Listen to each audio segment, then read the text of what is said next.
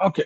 എന്തായാലും നമ്മള് ചരിത്രത്തിലെ വളരെ പ്രധാനപ്പെട്ട ഒരു മുഹൂർത്തത്തിലൂടെയാണ് കംസ് ഓഫ് ഏജ് കടന്നു പോകുന്നത്. കാരണം അതിനു മുന്നേ നമ്മൾ മനസ്സിലാക്കേണ്ട ഏറ്റവും പ്രധാനപ്പെട്ട സംഗതി എന്ന് പറയുന്നത് 1944 ജൂണിലാണ് നമ്മുടെ ഗ്രേപ്പ് വൈന് എസ്റ്റാബ്ലിഷ് ആവുന്നത്. അപ്പോൾ ആൽക്കഹോളിക്സ് അനോണിമസിലെ അംഗങ്ങൾക്കിടയിൽ വളരെ കൃത്യമായി തന്നെ എയുടെ സന്ദേശത്തെ എത്തിക്കുക ഒരു ഗ്രൂപ്പായി തന്നെ വെർച്വലി അല്ലെങ്കിൽ ഒരു പുസ്തക രൂപത്തിലുള്ള മീറ്റിംഗ് ആയിട്ട് ആൽക്കഹോളിക്സ് അനോണിമസിന്റെ ഗ്രേപ്പ് വൈന് പുറത്തേക്ക് ഇറങ്ങും.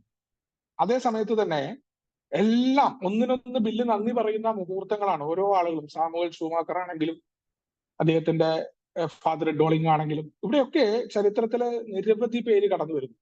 ചരിത്ര മുഹൂർത്തം ആൽക്കഹോളിക്സ് അനോണിമസ് ഇന്ന് എത്തി നിൽക്കുന്ന ആ ഒരു അവസ്ഥ, അതിനെല്ലാം കാരണമായ ചെറുതും വലുതുമായ സംഭവങ്ങൾ 1945 ഡോക്ടർ സിൽക്വർത്തും ടെഡ്ഡി ആറും ചേർന്നുകൊണ്ട് നിക്കൽ ബോക്കർ ഹോസ്പിറ്റൽ ന്യൂയോർക്കില് നിരവധി പേരെയാണ് ഈ 1955 നമ്മുടെ സെന്റ് ലൂയിസിൽ കൺവെൻഷൻ നടക്കുന്നതിന് മുന്നേ ഏകദേശ കണക്കനുസരിച്ച് 10,000-ഓളം പേരെ അവിടെ ചികിത്സിച്ചിട്ടുണ്ട്. ആൽക്കഹോളിക്സ് അനോണിമസിന്റെ സന്ദേശം കൊടുത്തിട്ടുണ്ട്, മീറ്റിങ്ങുകളുടെ കാര്യങ്ങൾ പറഞ്ഞിട്ടുണ്ട്. അതേസമയം തന്നെയാണ് 1946 ഗ്രൂപ്പുകളും ആളുകളും പെരുകുന്നതിനനുസരിച്ച് നിരവധി തർക്കങ്ങളും വിതർക്കങ്ങളും പ്രശ്നങ്ങളും ഉണ്ടാവുന്നുണ്ട്. പല രീതിയിൽ കത്തുകൾ ന്യൂയോർക്കിലെ ഹെഡ് ഓഫീസിൽ കുമിഞ്ഞുകൂടുകയാണ്. അവിടെ ബില്ല് 12 ട്രഡീഷൻ, നമ്മുടെ 12 പാരമ്പര്യങ്ങൾ 1946 പബ്ലിഷ് ചെയ്യുന്നുണ്ട്. അതിന്റെ ഫോർമുലേഷൻ ഉണ്ടാക്കുന്നുണ്ട്. ഈ പ്രശ്നങ്ങളിൽ നിന്നാണ് പലരുടെയും അഭിപ്രായങ്ങൾ, നമ്മൾ പഠിച്ച പാഠങ്ങളിൽ നിന്നാണ് നമ്മുടെ 12 പാരമ്പര്യങ്ങൾ. മാത്രമല്ല നമ്മുടെ മുന്നിൽ വാഷിങ്ടോണിയ എന്ന് പറയുന്ന ആ ഗ്രൂപ്പിന്റെ തകർച്ച നമ്മുടെ മുന്നിലുണ്ടായിരുന്നു. അപ്പൊ നമ്മൾ തട്ടി വീഴുമോ എന്നുള്ള ഭയം ഈ 1955 ഈ പേജുകളിലൂടെ നമ്മൾ കടന്നു പോകുന്ന ഈ കാലഘട്ടത്തിലും ആ ഭയം അവിടെ നിൽപ്പുണ്ടായിരുന്നു. അവിടെയാണ് 1946 നമ്മുടെ 12 ട്രഡീഷൻ, നമ്മുടെ 12 പാരമ്പര്യങ്ങൾ കടന്നു വരുന്നത്. അതിന്റെ തൊട്ട് പിന്നാലെ 3 വർഷം കഴിയുമ്പോഴേക്കും അമേരിക്കൻ സൈക്കാട്രിക് അസോസിയേഷൻ നമ്മൾ ആൽക്കഹോളിക്സ് അനോണിമസിനെ അംഗീകരിക്കേണ്ട ആൽക്കഹോളിസം ഒരു രോഗമാണെന്നുള്ള രീതിയിലുള്ള ജേണലുകൾ പുറത്തേക്ക് വരുന്നുണ്ട്. അങ്ങനെ 1950 നമ്മൾ ആദ്യമായിട്ട് ഇന്റർനാഷണൽ കൺവെൻഷൻ ക്ലീവ്ലാൻഡിൽ വെച്ച് നടക്കുകയാണ്. ആ ക്ലീവ്ലാൻഡ് കൺവെൻഷനിൽ ബില്ല് ഒന്നിനെയും അടിച്ചേൽപ്പിച്ചിരുന്നില്ല എന്നതിന്റെ വേറൊരു ഉദാഹരണം. അവിടെ ബില്ല് അവതരിപ്പിക്കുന്ന 12 പാരമ്പര്യങ്ങളെ ആൽക്കഹോളിക്സ് അനോണിമസ് ഫൗണ്ടേഷൻ ഏറ്റെടുക്കുകയാണ്. നമുക്ക് കൂട്ടായ്മയ്ക്ക് മുന്നോട്ട് പോകാനായിട്ട് ആരും ഒരു കാര്യത്തിലും നിർബന്ധിച്ചിട്ടില്ല. ബില്ല് മുകളിൽ നിന്ന് ആജ്ഞയും കൊടുത്തിട്ടില്ല. ഇതെല്ലാം നിർബന്ധപൂർവ്വം നടക്കണം എന്ന് പറഞ്ഞുകൊണ്ടുള്ള ആജ്ഞയായിരുന്നില്ല അവിടെ. വളരെ കൃത്യമായിട്ട് എന്തിനാണ് പാരമ്പര്യം പാലിക്കാതിരുന്നാലുള്ള കുഴപ്പം, ബില്ലിന്റെ സ്വന്തം അനുഭവത്തിലൂടെയാണ് ബില്ല് അവിടെ അവതരിപ്പിക്കുന്നത്. അപ്പോ ആ സമയത്ത് നമ്മുടെ ഡോക്ടർ ബോബിന്റെ അവസാന സന്ദേശം വരുന്നത് അവിടെയാണ്. കാരണം നേരത്തെയൊക്കെ പറഞ്ഞ പോലെ തന്നെ അദ്ദേഹത്തിന് അസുഖമായിരുന്നു, ക്യാൻസർ രോഗബാധിതനായിട്ടാണ് ബോബ് മരിക്കുന്നത്. 1950 നവംബറിലാണ് ബോബിന്റെ മരണം. പിന്നീട് 51 ആദ്യത്തെ ജനറൽ സർവീസ് കോൺഫറൻസിന്റെ മീറ്റിംഗ് നടക്കുന്നുണ്ട്. അത് ഒരു 5 വർഷം എക്സ്പെരിമെന്റ് ആയിട്ടാണ് നമ്മൾ തുടങ്ങുന്നത്. എന്താ ഉണ്ടാവുക നോക്കാം എന്ന രീതിയിലാണ്. അവിടെ ഇതുവരെ ഉണ്ടായിരുന്ന ആൽക്കഹോളിക്സ് അനോണിമസ് എയുടെ ഘടനയെ തന്നെ മാറ്റുന്നു. ട്രസ്റ്റിഷിപ്പ് വരികയാണ്. ഗ്രൂപ്പുകളുടെ പ്രതിനിധികളായിട്ട് ട്രസ്റ്റിഷിപ്പ് കടന്നു വരികയാണ്. എൻറ്റയർ ഫെലോഷിപ്പിലെ ട്രസ്റ്റിഷിപ്പ് എന്ന ആശയം കടന്നു വരികയും നമ്മൾ ഒരു 5 വർഷത്തെ എക്സ്പെരിമെന്റ് പീരീഡ് ആയിട്ട് നോക്കുകയാണ്. 1951 നമുക്ക് ലഷ്കർ അവാർഡ് സാൻ ഫ്രാൻസിസ്കോയിൽ വെച്ച് അമേരിക്കൻ പബ്ലിക് ഹെൽത്ത് അസോസിയേഷന്റെ കയ്യിൽ നിന്ന് വലിയ ചരിത്ര നേട്ടമായ ലഷ്കർ അവാർഡ് ഒക്കെ ഇതിൽ കടന്നു വരുന്ന ഭാഗങ്ങളാണ്.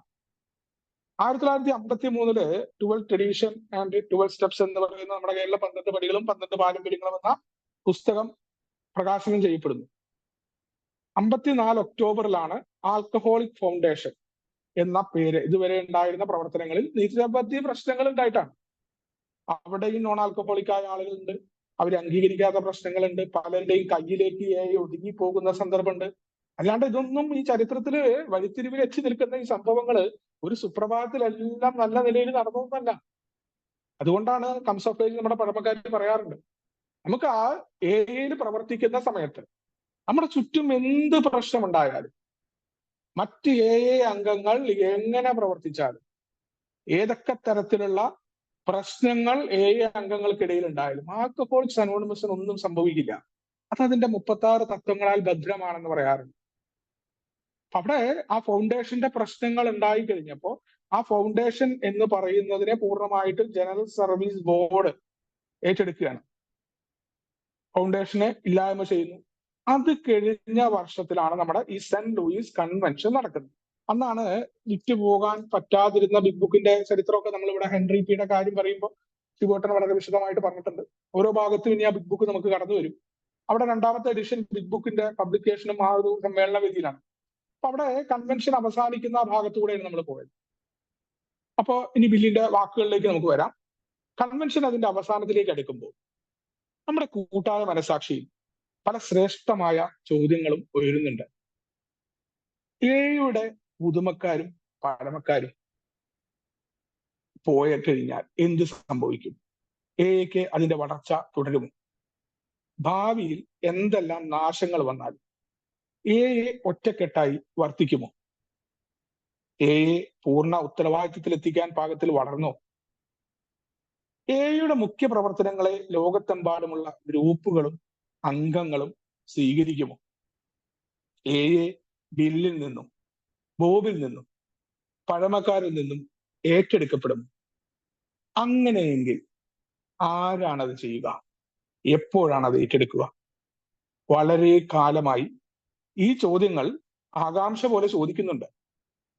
5 വർഷമായി പഴമക്കാർ പ്രശ്ന പരിഹാരങ്ങൾ എമ്പാടും തേടുന്നുണ്ട്. എന്നെപ്പോലുള്ളവർ 20 വർഷമായി തുടരുന്ന എയുടെ രക്ഷകർത്തൃത്വം ബൃഹത്തായ ഈ കുടുംബത്തെ വിശ്വസിച്ച് ഏൽപ്പിക്കേണ്ടതുണ്ട്. ഉത്തരങ്ങൾക്കുള്ള സമയമായിരിക്കുന്നു. കേൽ ഓഡിറ്റോറിയത്തിൽ ഉയരത്തിൽ കെട്ടിയിരിക്കുന്ന ബാനറിൽ എയുടെ ചിഹ്നം കാണാം. വൃത്തത്തിനുള്ളിൽ ത്രികോണം. താഴെ മറ്റൊന്ന് കാണാം. ഞായറാഴ്ച 4 മണിക്ക് എയെ വളർച്ചയെത്തിയതായി പ്രഖ്യാപിക്കാനിരിക്കുന്നു. തെരഞ്ഞെടുക്കപ്പെട്ട സർവീസ് കോൺഫറൻസ് പാരമ്പര്യങ്ങളുടെ രക്ഷകർത്തൃത്വം ഏറ്റെടുക്കുന്നു. അതോടൊപ്പം ലോക സേവനവും എയെ വളർച്ചയെത്തിയതായി പ്രഖ്യാപിക്കുന്നു. ആൽക്കഹോളിക്സ് അനോണിമസിന്റെ സ്ഥാപകരുടെ പ്രതീക്ഷയോടെ ഈ ശുഭമുഹൂർത്തത്തിനായി കാത്തിരിക്കുകയാണ്. നാം ചിന്തിച്ചതും അനുഭവിച്ചതും പറയാൻ വിഷമമാണ്. പ്രത്യേകിച്ച് ഒരാൾക്ക് സാധിക്കുമെങ്കിൽ ആരെങ്കിലും ഒരാൾ എല്ലാവർക്കും വേണ്ടി പറയുന്നത് നല്ലതായിരുന്നു. കൺവെൻഷന്റെ ഓരോ ദിവസവും ഞാൻ പലതരത്തിലുള്ള ആളുകളുമായി സംസാരിച്ചു. പലതരത്തിലും വിധത്തിലും.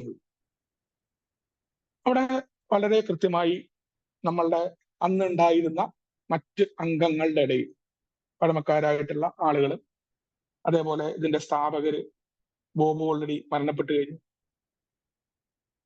ബിൽ വിൽസൺ ആണ് ഇതിന്റെ കാര്യങ്ങളൊക്കെ നോക്കുന്ന ഒരു ഉത്തരം എന്നുള്ള രീതിയിൽ ആളുകൾ തന്നെ സമീപിക്കുന്നത് ബില്ലിന് മനസ്സിലാവുന്നുണ്ട്. അത് തന്നിലൂടെ മാത്രം നിൽക്കേണ്ട, തനിക്ക് ശേഷം പ്രളയം എന്ന് പറയുന്ന രീതിയല്ല ആൽക്കഹോളിക്സ് അനോണിമസിൽ ഉണ്ടാവേണ്ടത്. കാരണം ഇതെന്റെ ജീവന്റെ വിലയാണെന്ന് ബില്ല് പറയാറുണ്ട്. എന്റെ ജീവനാണ്. ഞാൻ മറ്റൊരു മദ്യാസക്തനെ സഹായിക്കുന്നത് അതിന്റെ നന്ദിയുടെ ഫലമാണ്. എന്റെ ജീവൻ തിരിച്ചു കിട്ടിയിരിക്കുന്നു. ഞാൻ ആ നീർച്ചുഴിയിൽ അകപ്പെട്ടുകൊണ്ട് എങ്ങോട്ടാണ് ജീവൻ കിട്ടുക എന്നറിയാതെ നെട്ടോട്ടത്തിലായിരുന്നു എന്നാ പറയും. അവിടെയാണ് ആൽക്കഹോളിക്സ് അനോണിമസ് എന്ന ഒരു പൊതുരക്ഷാമാർഗം, ഒരു പൊതുവിനാശത്തിന്റെ പങ്കാളികളാണെന്നുള്ള ആ ഒരു ഓർമ്മയായിരുന്നു ബിൽ വിൽസൺ ഡോക്ടർ ബോബിനെ കണ്ടപ്പോൾ വളരെ മനോഹരമായ സന്ദേശം കൊടുക്കലായിരുന്നു. നമ്മൾ ഇന്നും മനസ്സിലാക്കേണ്ട, എന്നെ പോലെയുള്ള ആളുകൾ പഠിക്കേണ്ട വളരെ കൃത്യമായ സന്ദേശം കൊടുക്കല്. ആ സന്ദേശത്തിന്റെ പ്രത്യേകത നമ്മൾ എപ്പോഴും കാണാറുണ്ട്. ബോബ് പറയാറുണ്ട് ബോബിന്റെ വാക്കുകളിൽ. 15 മിനിറ്റോളം സമയമാണ് ഡോക്ടർ ബോബിനെ കാണാനായിട്ട് ബിൽ വിൽസന് കൊടുത്തിരുന്നത്. നമ്മൾ നേരത്തെ പറഞ്ഞ ഓക്സ്ഫോർഡ് ഗ്രൂപ്പ്, അവര് ഡോക്ടർ ബോബിന് വേണ്ടിയിട്ട് തന്നെ ഓക്സ്ഫോർഡ് ഗ്രൂപ്പ് ഒരു സമ്മേളനം നടത്തിയിരുന്നു. അവിടെ ഹെൻറിറ്റ സിബർലിംഗ് ഉണ്ടായിരുന്നു. ഓക്സ്ഫോർഡ് ഗ്രൂപ്പിലെ പ്രഗത്ഭരായിട്ടുള്ള ആളുകൾ, സാമുവൽ ഷൂമാക്കർ അദ്ദേഹത്തിന്റെ ഗുരുവായ ഓക്സ്ഫോർഡ് ഗ്രൂപ്പിന്റെ ബുഷ്മാനെ കൊണ്ടുവന്നിട്ടുണ്ടായിരുന്നു. പക്ഷെ ബോബ് സോബറായിട്ടില്ല എന്ന് ആലോചിക്കണം. ബിൽ വിൽസന് ബോബിന്റെ അത്ര മതപരമായ പരിജ്ഞാനമില്ല. വളരെ ചെറുപ്പകാലങ്ങളിൽ തന്നെ ഡോക്ടർ ബോബ് മതപരമായ ശുശ്രൂഷകളിലും അതിന്റെ സേവന പ്രവർത്തനങ്ങളിലും പങ്കെടുത്ത ആളാണ്. അദ്ദേഹത്തിന്റെ ഭാര്യ എല്ലാ ദിവസവും ബൈബിള് വായിക്കുന്നുണ്ട്. അവരുടേതായിട്ടുള്ള എല്ലാ കർത്തവ്യങ്ങളും നിർവഹിക്കുന്നതിനേക്കാൾ എത്രയോ പ്രധാനപ്പെട്ട രീതിയിൽ മതപരമായ കാര്യങ്ങൾ ചെയ്യുന്ന ഒരു സ്ത്രീയാണ്. പക്ഷെ ഇവിടെയൊന്നും ഡോക്ടർ ബോബിന് സുബോധത്തിലേക്ക് എത്താൻ അദ്ദേഹത്തിന്റെ മാർഗം, ഒരു ഡോക്ടറായിരുന്ന അദ്ദേഹത്തിന്റെ അറിവുകളും ഒന്നും സഹായിച്ചില്ല. അവിടെയാണ് ഒരു സ്റ്റോക്ക് ബ്രോക്കറായിരുന്ന, ഒരു സെയിൽസ്മാൻ ആയിരുന്ന ബിൽ വിൽസൺ എന്ന മനുഷ്യൻ അയാളെ ബോബിനെ കാണാൻ ചെല്ലുന്നു. ബോബിന്റെ അടുത്ത് ബില്ലിന് എന്താ പറയാ, അദ്ദേഹത്തിന് മതപരമായിട്ടുള്ള അദ്ദേഹത്തിന് ചില ഉപദേശങ്ങളൊക്കെ സിൽക്കുറത്തിന്റെ കിട്ടിയിട്ടുണ്ട്. കാരണം ബില്ല് നടത്തിയിരുന്ന പ്രവർത്തനം ടൗൺസ് ഹോസ്പിറ്റലിൽ ആളുകളോടൊക്കെ നിങ്ങൾ ദൈവത്തെ കാണും, ദൈവം നിങ്ങളെ രക്ഷിക്കും, ദൈവം മഹാനാണ്, അവന്റെ അനുഭവങ്ങൾ നിങ്ങൾക്ക് ഉണ്ടാവണം എന്ന് ദൈവത്തെ കുറിച്ച് പ്രസംഗിച്ചിരുന്നു. സുവിശേഷ പ്രചാരകനെ പോലെ ജോലി ചെയ്തിരുന്നു എന്ന് ബില്ല് എഴുതിയിട്ടുണ്ട്. പ്രവർത്തിച്ചിട്ടില്ല. ബില്ലിന് വീണ്ടും കുടിക്കാൻ തോന്നി. അപ്പോഴാണ് ഹെൻറിറ്റ സിബർലിങ്ങിനെ വിളിക്കുന്ന ആ കഥയൊക്കെ നമ്മൾ കേട്ടതാണ്. അവിടെ നമ്മൾ മനസ്സിലാക്കേണ്ട ഏറ്റവും പ്രധാന കാര്യം, ബില്ല് അവിടെ ചെന്നിരുന്നിട്ട് ബോബേ നീ ഒരു ഡോക്ടറാണോ, നീ ഇങ്ങനെ കുടിക്കല്ലേ എന്ന് പറഞ്ഞാൽ ഗെറ്റ് ഔട്ട് അടിച്ച് വിടുമായിരുന്നു ബോബ്. അയാൾക്കറിയാം സയൻസിനെ കുറിച്ച് പറയാൻ പറ്റില്ല. സയൻസിന്റെ കാര്യങ്ങൾ ഒരു മെഡിക്കൽ ഡോക്ടറായിരുന്ന ഡോക്ടർ ബോബിനോട് ഒരു അമേരിക്കയിലെ സെയിൽസ്മാനായ നീയാണോ എന്നെ പഠിപ്പിക്കുന്നതെന്ന് ഡോക്ടർ ബോബ് ചോദിക്കുക. മതത്തെ കുറിച്ച് പറയാൻ പറ്റും? ബില്ല് മതപരമായ അനുഷ്ഠാനങ്ങളൊന്നും അനുഷ്ഠിച്ചിട്ടില്ല. വളരെ വൈകിയ വേളയിലാണ് അദ്ദേഹം മതപരമായ കാര്യങ്ങൾ മനസ്സിലാക്കുന്നത്. ആ ടൗൺസ് ഹോസ്പിറ്റലുണ്ടായ അദ്ദേഹത്തിന്റെ ഒരു അനുഭവമുണ്ട്. രാത്രിയിലെ താൻ മലമുകളിലേക്ക് ഉയർത്തപ്പെടുന്നതായിട്ട് തോന്നുന്നുണ്ട്. ഭ്രമാത്മകമായ കാഴ്ചയാണെന്ന് വരെ ബില്ല് സംശയിക്കുന്നിടത്താണ് സിൽക്കുവർത്ത് പറയുന്നത്, കുറച്ചു മുന്നേ നിന്റെ കയ്യിലുണ്ടായിരുന്ന ആ കുപ്പിയേക്കാൾ മികച്ചതാണ് ബില്ലേ, നീ അത് പിടിച്ച് കയറിക്കൊള്ളാനാ പറഞ്ഞു. അവിടെ ബിൽ വിൽസൺ സന്ദേശം കൊടുത്ത മഹനീയമായ മാതൃക. നമ്മളൊരു മീറ്റിംഗില് ഒരു പുതുമക്കാരൻ വരുമ്പോ ആ പുതുമക്കാരന്റെ പേര് പറഞ്ഞുകൊണ്ട് അയാൾ 12ാം പടിക്ക് അയാളുടെ വീട്ടിൽ പോയപ്പോ അയാൾ കുടിച്ചു പിടുത്ത് വീണ കഥ, അയാളുടെ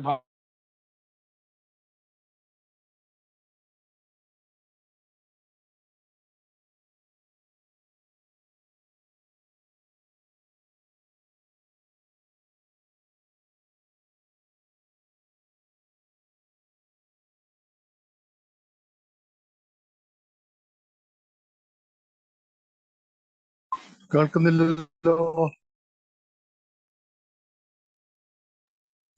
ഹലോ, ഇപ്പൊ കേൾക്കാം, പറഞ്ഞോ. കേൾക്കാൻ. ഓക്കെ. അപ്പൊ താന് ആ രീതിയിൽ ഉണ്ടായ മാറ്റമാണ് അവിടെ ആ സന്ദേശം കൊടുക്കാനായിട്ട് ഉപയോഗിച്ചിരുന്നത്. അപ്പൊ ഇത്തരം ഒരു മാർഗം ബിൽ വിൽസനെ സംബന്ധിച്ചിടത്തോളം ആൽക്കഹോളിക്സ് അനോണിമസിന്റെ പ്രവർത്തനം എങ്ങനെയായിരിക്കണം സന്ദേശം കൊടുക്കേണ്ടത് എന്ന വ്യക്തമായ മാതൃക കാണിച്ചു തന്നിട്ടായിരുന്നു എയുടെ പ്രവർത്തനം ഉണ്ടായത്. അപ്പൊ അതെല്ലാം ഉണ്ടായി കഴിഞ്ഞ് ഈ 1900 നമ്മുടെ ക്ലീവ്ലാൻഡിലെ സമ്മേളനം കഴിഞ്ഞിരിക്കുന്നു. നിരവധി പ്രശ്നങ്ങൾ നടന്നുകൊണ്ടിരിക്കുന്നുണ്ട്. ബില്ല് ആ ഒരു മനോഭാവം എങ്ങനെയാണോ താൻ ബോബിന് സന്ദേശം കൊടുത്തിരുന്നത് ആ രീതിയിൽ തന്നെ തന്റെ രക്ഷകർത്തൃത്വത്തിൽ നിന്ന് മാറ്റണം, ആൽക്കഹോളിക്സ് അനോണിമസിനെ അതിന്റെ ആളുകളെ ഏൽപ്പിക്കണം. ആ രീതിയിൽ ഈ പ്രവർത്തനങ്ങളെ മറ്റുള്ള ആളുകൾ എങ്ങനെ സ്വീകരിക്കുന്നതാണ്. കാരണം മദ്യാസക്തരെ സംബന്ധിച്ചിടത്തോളം അവരെ ഉപദേശം കൊടുക്കാനോ അവരുടെ ജീവിത രീതികളുടെ കാര്യങ്ങൾ പറയലോ ഒന്നും തന്നെ പറ്റില്ല. എല്ലാ ആളുകളും തങ്ങള് എല്ലാ തരത്തിലും ഉയർന്നു നിൽക്കുന്ന ആളുകളാണെന്നുള്ള രീതിയിലാണ് നിൽക്കുന്നത്. എല്ലാവർക്കും അവരുടേതായിട്ടുള്ള ആശയമുണ്ട്, ഇതെങ്ങനെയാണ് കൊണ്ടുപോകേണ്ടത് എന്നുള്ള കാഴ്ചപ്പാടുണ്ട്. അപ്പോ ഇതെങ്ങനെയാണ് ഇപ്പൊ ലോകത്തിലെ എമ്പാടും എയുടെ സന്ദേശം എത്തിപ്പെടുന്നുണ്ട്. പല ഭാഗത്തു നിന്നും പോകുന്ന ആളുകൾ, യാത്ര ചെയ്യുന്ന ആളുകൾ അവിടെ എയുടെ സന്ദേശം കൊടുക്കുന്നുണ്ട്. അവിടെ എല്ലാം ഗ്രൂപ്പുകൾ ഉണ്ടാവുന്നുണ്ട്. അവരുടെ പ്രവർത്തനങ്ങൾ, കാരണം സാമ്പ്രദായികമായി കണ്ടുപടർന്ന സംഘടനാ രീതിയല്ല ആൽക്കഹോളിക്സ് അനോണിമസിന്റെ. അപ്പൊ ഇത്തരം ചോദ്യങ്ങൾ, നിരവധി തർക്കങ്ങളും പ്രശ്നങ്ങളും എല്ലാ ഗ്രൂപ്പുകളിലും ഉടലെടുക്കുന്നുണ്ട്. ഇപ്പൊ ബില്ല് സ്വയം പറയുന്നുണ്ട് 20 വർഷമായിരുന്ന തന്റെ രക്ഷകർത്തൃത്വം ഇത് വിശ്വസിച്ച് ഞാനത് ഏൽപ്പിക്കേണ്ടതുണ്ട്. അപ്പൊ ബില്ലിന് തന്നെ ആ അധികാരത്തെ വിട്ടുകൊടുക്കാനുള്ള ആ ഒരു എന്താ പറയാ ചെറിയ ഒരു ഭയം ബില്ലിന്റെ വാക്കുകളിൽ കാണാൻ പറ്റും. അതിനുള്ള സമയമായിരിക്കുന്നു. ബില്ല് തന്നെ ആ പ്രോഗ്രാമിലേക്ക് പിന്നീട് കയറി വരുന്നുണ്ട്. രണ്ടു വശവും ബില്ല് പറയാറുണ്ട് തന്റെ കുഴപ്പങ്ങൾ, തനിക്ക് ആ അധികാരം വിട്ടു. കാരണം എപ്പോഴും ഭയമാണ്, മറ്റുള്ള ആളുകളെ നമുക്കറിയില്ല അവരെല്ലാം കൊണ്ടുപോയിട്ട് ഇതിന്റെ ഭാവി നശിപ്പിക്കുമോ. കാരണം തുടങ്ങിയിട്ടുള്ള എപ്പോഴും പറയാറുണ്ട് പഴമക്കാര്, തങ്ങളുടേതായ രീതിയിൽ നിന്ന് മറ്റുള്ളവർ തെറ്റായ ദിശയിലേക്ക് പോകാതിരിക്കാനാണ്. അവിടെയാണ് എക്ക് തെറ്റ് ചെയ്യാനുള്ള അവസരമുണ്ട് എന്നൊക്കെ ബില്ല് തന്റെ വാക്കുകൾ പറഞ്ഞിട്ടുണ്ട്. അപ്പൊ അവിടെ എയുടെ ആ ബാനർ, അന്ന് അവിടെ കെയ്ൻ ഓഡിറ്റോറിയത്തിൽ വെച്ചിട്ടുള്ള ബാനറിൽ ആ വൃത്തത്തിന്റെ ഉള്ളിലെ ത്രികോണം, അവിടെ നമ്മളുടെ ലോക സേവനത്തിനായിട്ട് നമ്മൾ ഇറങ്ങാനുള്ള പ്രവർത്തനങ്ങൾ ചെയ്യുന്നുണ്ട്. ബിൽ വിൽസൺ ഈ ഒരു സമ്മേളനത്തിന് ശേഷമാണ് അദ്ദേഹത്തിന്റെ പ്രവർത്തനങ്ങൾ വേൾഡ് സർവീസുമായി ബന്ധപ്പെട്ട് ഇതിലേക്ക് മാറ്റുന്നത്. എയുടെ ഡേ ടു ഡേ ആക്ടിവിറ്റികളെല്ലാം തന്നെ ജനറൽ സർവീസ് ബോർഡിലേക്ക് മാറ്റുന്നുണ്ട്. കാരണം ബില്ല് തന്നെ സ്വയം മാതൃകയായിട്ട് തന്നെ തന്റെ ഉത്തരവാദിത്തങ്ങളെ മാറ്റി എങ്ങനെയാണ് ഒരു മനുഷ്യൻ അല്ലെങ്കിൽ ഒരു കാരൻ തന്റെ ചുമതലകളെ റൊട്ടേറ്റ് ചെയ്യേണ്ടത് എന്ന് കൃത്യമായിട്ട് കാണിച്ചിട്ടുണ്ട്. ആ രക്ഷകർത്തൃത്വത്തെ ജനറൽ സർവീസ് ഒരു കൂട്ടം ആളുകളിലേക്ക് പോകുന്നു. ആ കൂട്ടം ആളുകളിലൂടെ ഗ്രൂപ്പിന്റെ മനസാക്ഷിയാണ് എന്ന ആശയം അവിടെ കടന്നു വരുന്നത്. അതിനു മുന്നേ പലപ്പോഴും മുകളിൽ നിന്ന് താഴേക്ക് ആജ്ഞ കൊടുക്കുന്ന രീതികൾ ഉണ്ടായിരുന്നു. വലിയ ശക്തമായിട്ട് അതിനെ എതിർത്ത് നിന്നിട്ടുണ്ട്. അത് ഏതെങ്കിലും ഒരു വ്യക്തി തീരുമാനിക്കേണ്ടതല്ല എയുടെ കാര്യം. അത് ഏതൊരു സർവീസ് ചുമതലയിൽ ഇരുന്നാലും വിശ്വസ്ത സേവകരാണ്. ഗ്രൂപ്പിന്റെ മനസാക്ഷി, ഗ്രൂപ്പാണ് ഏറ്റവും വലുത്. ആ ഗ്രൂപ്പിലെ കാര്യങ്ങളുടെ തീരുമാനം, കൂട്ടായ ചർച്ചകൾ എങ്ങനെയായിരിക്കണം, അതിന്റെ സങ്കല്പങ്ങൾ അത് ആ രീതിയിലാണ് പിന്നീട് വരുന്നത്.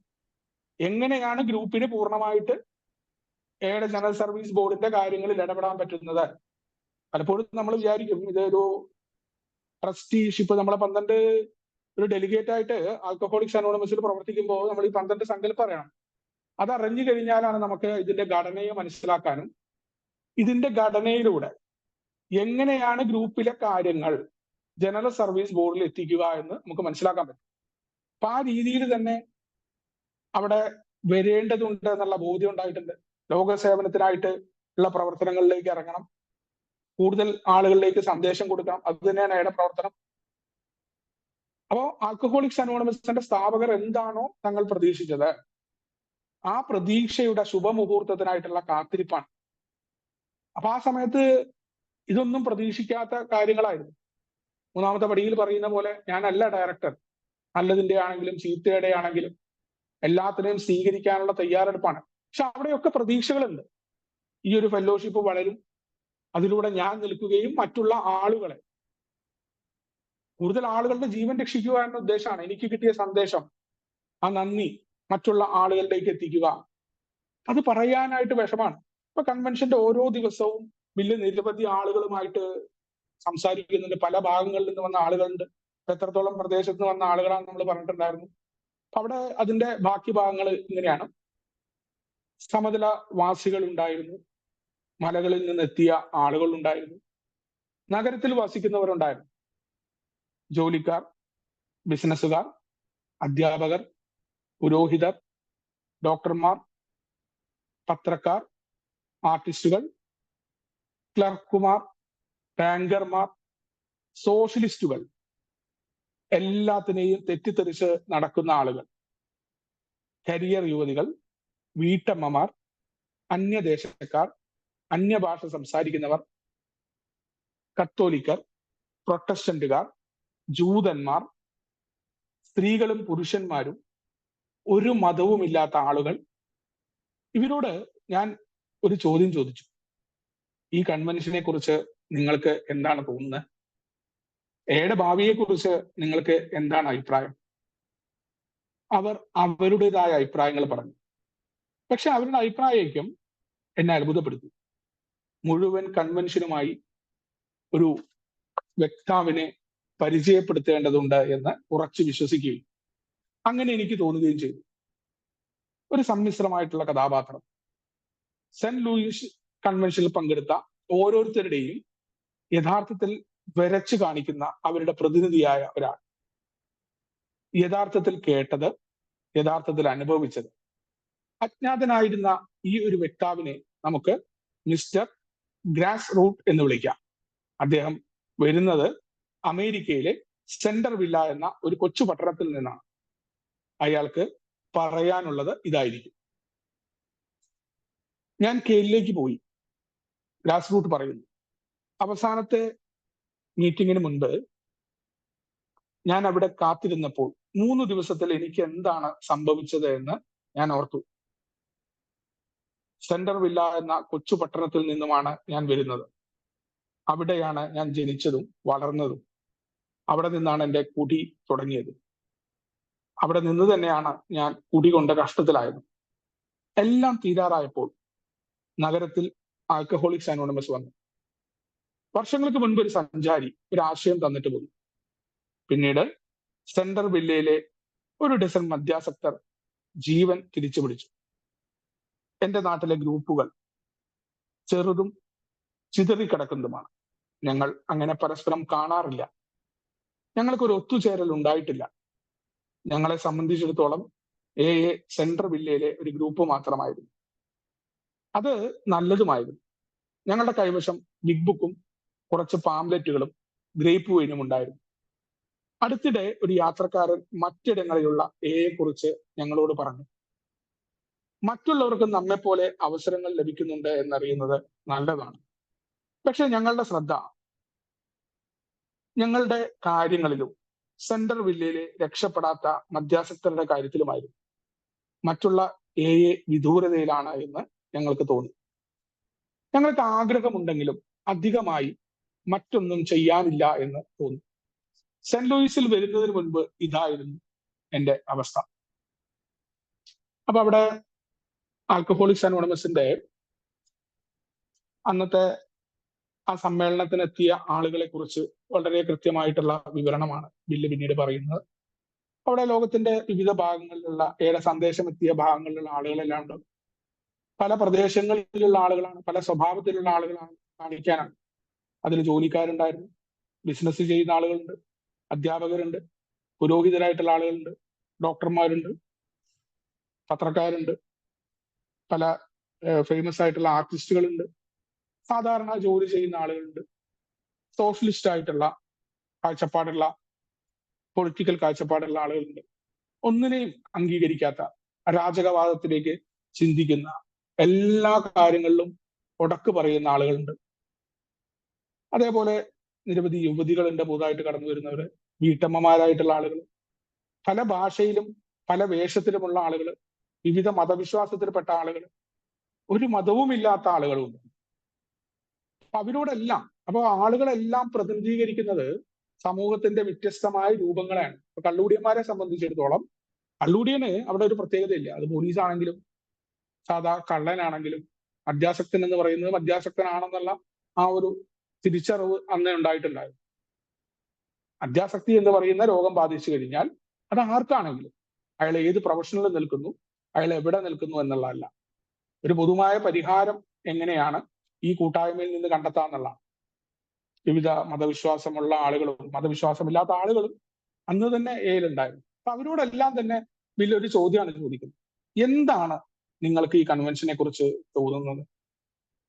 ആൽക്കഹോളിക്സ് അനോണിമസിന്റെ ഭാവിയെ കുറിച്ച്. കാരണം എല്ലാവരുടെ അഭിപ്രായം അറിയേണ്ടതുണ്ട്. അപ്പൊ ആളുകളുമായിട്ട് സംസാരിക്കുമ്പോൾ ചോദിക്കണം, ഭാവി എങ്ങനെയാണ്? പൊട്ടിച്ചെതറുമോ അതോ ഒന്നിച്ചു നിൽക്കുമോ? ഇപ്പൊ നമ്മൾ ഇത്രയൊക്കെ വളർച്ച കൂടുന്തോറും ഭയാശങ്കകളാണ്, പ്രശ്നങ്ങൾ കൂടാറുണ്ട്, പല അഭിപ്രായ വ്യത്യാസങ്ങൾ ഉണ്ടാവും. അപ്പൊ എങ്ങനെയാണ് നമ്മൾ പൊതുവായ ഒരു അഭിപ്രായത്തിലേക്ക് എത്തുക? അല്ലെങ്കിൽ തന്നെ മദ്യാസക്തര് പ്രശ്നക്കാരാണ്. അതിന്റെ കൂട്ടത്തില് ഇത്രയും വലിയൊരു സംഘടനാ രീതിയിലേക്ക് നമ്മൾ മാറിയിരിക്കുന്നു. അത്രയും കണക്കിന് ആളുകൾ വന്നിട്ടുണ്ട്. അതെല്ലാം വ്യത്യസ്ത സ്വഭാവമുള്ള, വ്യത്യസ്ത ദേശങ്ങളിൽ നിന്ന് വന്ന, വിവിധ മതവിശ്വാസവും വിവിധ രാഷ്ട്രീയ കാഴ്ചപ്പാടുകളും മതമില്ലാത്ത ആളുകളും എല്ലാം ഉണ്ട്. കാഴ്ചപ്പാടെല്ലാം വ്യത്യസ്തമാണെങ്കിലും ഞങ്ങൾ മദ്യാസക്തരാണ്, ആൽക്കഹോളിക് ആണെന്ന് പറയുന്ന ഒരേ ഒരു ബന്ധം, ഒരു പൊതുബന്ധത്താൽ മാത്രമാണ് ഇവിടെ ഏകദേശം സഹോദരങ്ങളെ പോലെ പ്രവർത്തിക്കാവുന്ന സർവ്വസമ്മതമായ കൂട്ടായ്മ എന്ന് നമ്മുടെ പുസ്തകത്തിൽ പറയാറുണ്ട്. ആ രീതിയിലുള്ള ബന്ധം മാത്രമാണ് ഇവിടെ. അപ്പൊ അവരോട് ചോദിക്കുന്നു, ആൽക്കഹോളിക്സ് അനോണിമസിന്റെ ഭാവിയെ കുറിച്ച് നിങ്ങൾക്ക് എന്താ തോന്നുന്നത്? അവരെല്ലാം അഭിപ്രായങ്ങൾ പറയുമ്പോൾ അവർ വ്യത്യസ്ത ഭാഷകളിൽ സംസാരിക്കുന്നവരായിട്ടും അവരുടെ എല്ലാം അഭിപ്രായം ഒരേ ഒരു കാര്യം, അതിലേക്ക് ഐക്യത്തിലേക്ക് വരുന്നത് പിന്നെ അത്ഭുതപ്പെടുത്തുകയാണ്. പരസ്പരം ബന്ധമില്ലാത്ത ആളുകളാണ്. അവിടെയാണ് മദ്യാസക്തരുടെ ഹൃദയബന്ധം എന്ന് പറയുന്നത്. അവരുടെ അഭിപ്രായം ഒന്നായിട്ട് മാറുന്നു. മുഴുവൻ കൺവെൻഷനുമായിട്ട് ഒരാള്, ഇത്തരം ആളുകളുടെ മുഴുവൻ പ്രതിനിധിയായിട്ട് ഒരാള് പറയുകയാണെങ്കിൽ എന്തായിരിക്കും? അന്നിപ്പോ ഇത്രയും ഒരു വലിയ കൺവെൻഷന് പങ്കെടുക്കുന്ന അമേരിക്കയിലെ ചെറിയ ഒരു പട്ടണത്തിലുള്ള ഒരാൾ, സാധാരണക്കാരനായിട്ടുള്ള, അത് പറഞ്ഞു കഴിഞ്ഞാൽ ഈ ഗ്രാസ് റൂട്ട് എന്ന് പറയുന്ന ഒരു സാങ്കല്പിക കഥാപാത്രമായിട്ട് ബില്ല് അവതരിപ്പിക്കുകയാണ്. ഇതെല്ലാ ആളുകളുടെയിൽ നിന്നും പൊതുവായി വന്ന ഇത്തരം ആളുകളോട് ബില്ല് സംസാരിച്ചപ്പോ ബില്ലിന് അവരിൽ നിന്ന് കിട്ടിയിട്ടുള്ള ഒരു അഭിപ്രായമുണ്ട്. ആ അഭിപ്രായമാണ് ബില്ല് പിന്നീട് ഈ ഗ്രാസ് റൂട്ട് എന്ന് പറയുന്നതിലൂടെ വെളിപ്പെടുത്തുകയാണ്. ഇത്തരം ആളുകളിൽ നിന്ന് എന്താണ് ബില്ല് കേട്ടത്. അപ്പൊ അയാൾ അമേരിക്കയിലെ ഒരു ചെറിയ പട്ടണത്തിൽ നിന്ന് വരുന്നു. അപ്പൊ അദ്ദേഹം പറയുകയാണ്, ഞാൻ കെയിലേക്ക് പോകുന്നു. അപ്പോ അദ്ദേഹത്തിന്റെ കുടിയുടെ അനിയന്ത്രിതമായ ഒരവസ്ഥ. ഞാൻ സെന്റർവില്ല എന്ന് പറയുന്ന ഒരു ചെറിയ പട്ടണമാണ്, അവിടെയാണ് ജനിച്ചതും കുടിയൊക്കെ ഉണ്ടായതും. അപ്പൊ എല്ലാം തകർന്ന് അടിതട്ടിയ സമയത്താണ് ആൽക്കഹോളിക്സ് അനോണിമസിന്റെ സന്ദേശം കിട്ടുന്നത്. അവിടെ വന്ന ഒരു സഞ്ചാരി ഇങ്ങനെ ഒരു മാർഗമുണ്ട്, അത്യാസക്തർക്ക് ഒരുമിച്ച് നിൽക്കാനും ഞങ്ങളുടെ കുടിപ്രശ്നത്തിന് പരിഹാരം കണ്ടെത്താനുമായിട്ട് ഞങ്ങൾ ഈ മാർഗം കണ്ടെത്തിയിട്ടുണ്ടെന്ന് ഒരു സന്ദേശം കൊടുക്കുന്നുണ്ട്. അപ്പൊ അവിടെ അവർ ഗ്രൂപ്പ് തുടങ്ങുന്ന ഒരു 12ഓളം പേരൊക്കെ അവിടെ നിൽക്കുന്നതായിട്ട് പറയുന്നു. പക്ഷേ ആ ഭാഗങ്ങളിലുള്ള ഗ്രൂപ്പുകൾ പലതും പല ഭാഗങ്ങളിലായിട്ട് വിട്ടുവിട്ട് നിൽക്കുന്നവരാണ്. നമുക്ക് അറിയാം, നമ്മളുടെ അടുത്ത് തന്നെയുള്ള ചില ഗ്രൂപ്പുകളിലേക്ക് നമ്മൾ പോവില്ല, ചില ഗ്രൂപ്പുകളുമായിട്ട് ചില പ്രശ്നങ്ങൾ ഉണ്ടാവും. ആ രീതി അന്നും ഉണ്ടായിരുന്നു, ഏടെ ചരിത്രത്തില് അങ്ങനെയൊക്കെ ഉണ്ടായിരുന്നു. അപ്പോ അദ്ദേഹത്തിന്റെ ധാരണ അനുസരിച്ച് മധ്യാസക്തർ നമുക്കറിയാം സെൽഫിഷ് ആയിട്ട് ചിന്തിക്കുന്ന ആളുകളാണ്, സ്വാർത്ഥതയാണ് നമ്മുടെ ലോകത്തിന്റെ പ്രധാന കാര്യം എന്നൊക്കെ 3ാമത്തെ പടിയിൽ പറയാറുണ്ട്. അദ്ദേഹത്തിനെ സംബന്ധിച്ചിടത്തോളം ആ ഗ്രൂപ്പിന്റെ പ്രവർത്തനങ്ങളായിരുന്നു മുന്നേ ഉണ്ടായിരുന്നു. ഞങ്ങൾക്ക് പ്രവർത്തിക്കാനായിട്ട് ബിഗ് ബുക്ക് ഉണ്ട്, പിന്നെ കുറച്ച് പാംപ്ലെറ്റുകൾ കിട്ടിയിട്ടുണ്ട്, അന്നുണ്ടായിരുന്ന പാംപ്ലെറ്റുകൾ, പിന്നെ എയുടെ മാസികയായ ഗ്രേപ്പ് വൈൻ അവിടെ വരുന്നുണ്ട്. അപ്പൊ അവിടെ വേറൊരു യാത്രക്കാരൻ അവിടെ ആ മീറ്റിംഗിൽ പങ്കെടുക്കുന്നു. ആ മീറ്റിംഗിൽ അയാള് പല ഭാഗങ്ങളിലുമുള്ള എയെ കുറിച്ച് പറയുന്നുണ്ട്. ഞാൻ അവിടെയുള്ള എയിലൊക്കെ പങ്കെടുക്കാറുണ്ട്, അവിടുത്തെ പ്രവർത്തനങ്ങൾ ഇങ്ങനെയാണെന്നൊക്കെ പറയുന്നുണ്ട്. അപ്പോ ഈ ഗ്രാസ് റൂട്ട് അല്ലെങ്കിൽ അദ്ദേഹത്തിന്റെ അവിടെയുള്ള ആളുകളുടെ അഭിപ്രായം അതായിക്കോട്ടെ, നല്ല കാര്യമാണ്, മറ്റു മദ്യാസക്തർ കുടിക്കാതിരിക്കുന്നുണ്ട്, എല്ലാവർക്കും രക്ഷപ്പെടാൻ ഒരു മാർഗം ഉണ്ടെന്ന് കേട്ടതിൽ സന്തോഷം. പക്ഷെ ഞങ്ങൾക്ക് ഞങ്ങളുടെ കാര്യമാണ് നോക്കാൻ പറ്റുക എന്ന് പറയുന്ന ആ ഒരു മനോഭാവമാണ്. ഞങ്ങളുടെ ഇവിടെയുള്ള ആളുകളുടെ കാര്യം, ഇഷ്ടംമാതിരി പേര് സെന്റർവില്ല എന്ന് പറയുന്ന ഈ ഗ്രൂപ്പിലുണ്ട്. ആ ഗ്രൂപ്പിൽ തന്നെ വന്നിട്ട് വീണ്ടും വീണു പോകുന്ന ആളുകളാണ്, കുടി മാറ്റി നിർത്താൻ പറ്റാത്ത ആൾക്കാരാണ്. ഇതിനാണ് ഞങ്ങൾ മറ്റുള്ള ഭാഗങ്ങളിലൊക്കെ പോകേണ്ട കാര്യം, അല്ലെങ്കിൽ അവരെ കുറിച്ചൊക്കെ അന്വേഷിക്കേണ്ട കാര്യം? അത് ഞങ്ങൾക്ക് പോകേണ്ട കാര്യമില്ല. ഞങ്ങൾക്ക് ഞങ്ങളുടെ ഗ്രൂപ്പിന്റെ പ്രവർത്തനം, ഞങ്ങൾ കുടിക്കാതിരിക്കുന്നു, മറ്റുള്ളവർക്ക് സന്ദേശം കൊടുക്കുന്നു, ഇത് മാത്രം മതി എന്ന് പറയുന്ന ആ സാധാരണയുള്ള എല്ലാ മദ്യാസക്തർക്കും ഉണ്ടാവും. ആ ഒരു ചിന്ത അദ്ദേഹത്തിന് വരുന്നു. അധികമായിട്ട് മറ്റൊന്നും ചെയ്യാനില്ല. ഇതായിരുന്നു ആ സമ്മേളനത്തിന് പങ്കെടുക്കുന്നതിന് മുന്നേയുള്ള അവസ്ഥ എന്ന് പറയുന്നത്. ഇപ്പൊ ഒരു സമ്മേളനം എങ്ങനെയാണ് ഒരാളിൽ മാറ്റം ഉണ്ടാക്കുന്നതെന്നാണ്. അടുത്ത പേജിലേക്ക് പോവാം. ഈ കൺവെൻഷൻ ഒരു ഭയങ്കര അനുഭവമായിരുന്നു. ഹോട്ടലിന് ചുറ്റും ചുറ്റിത്തിരിയുന്ന 100 കണക്കിന് എക്കാരെയും അവരുടെ കുടുംബാംഗങ്ങളെയും കണ്ടു.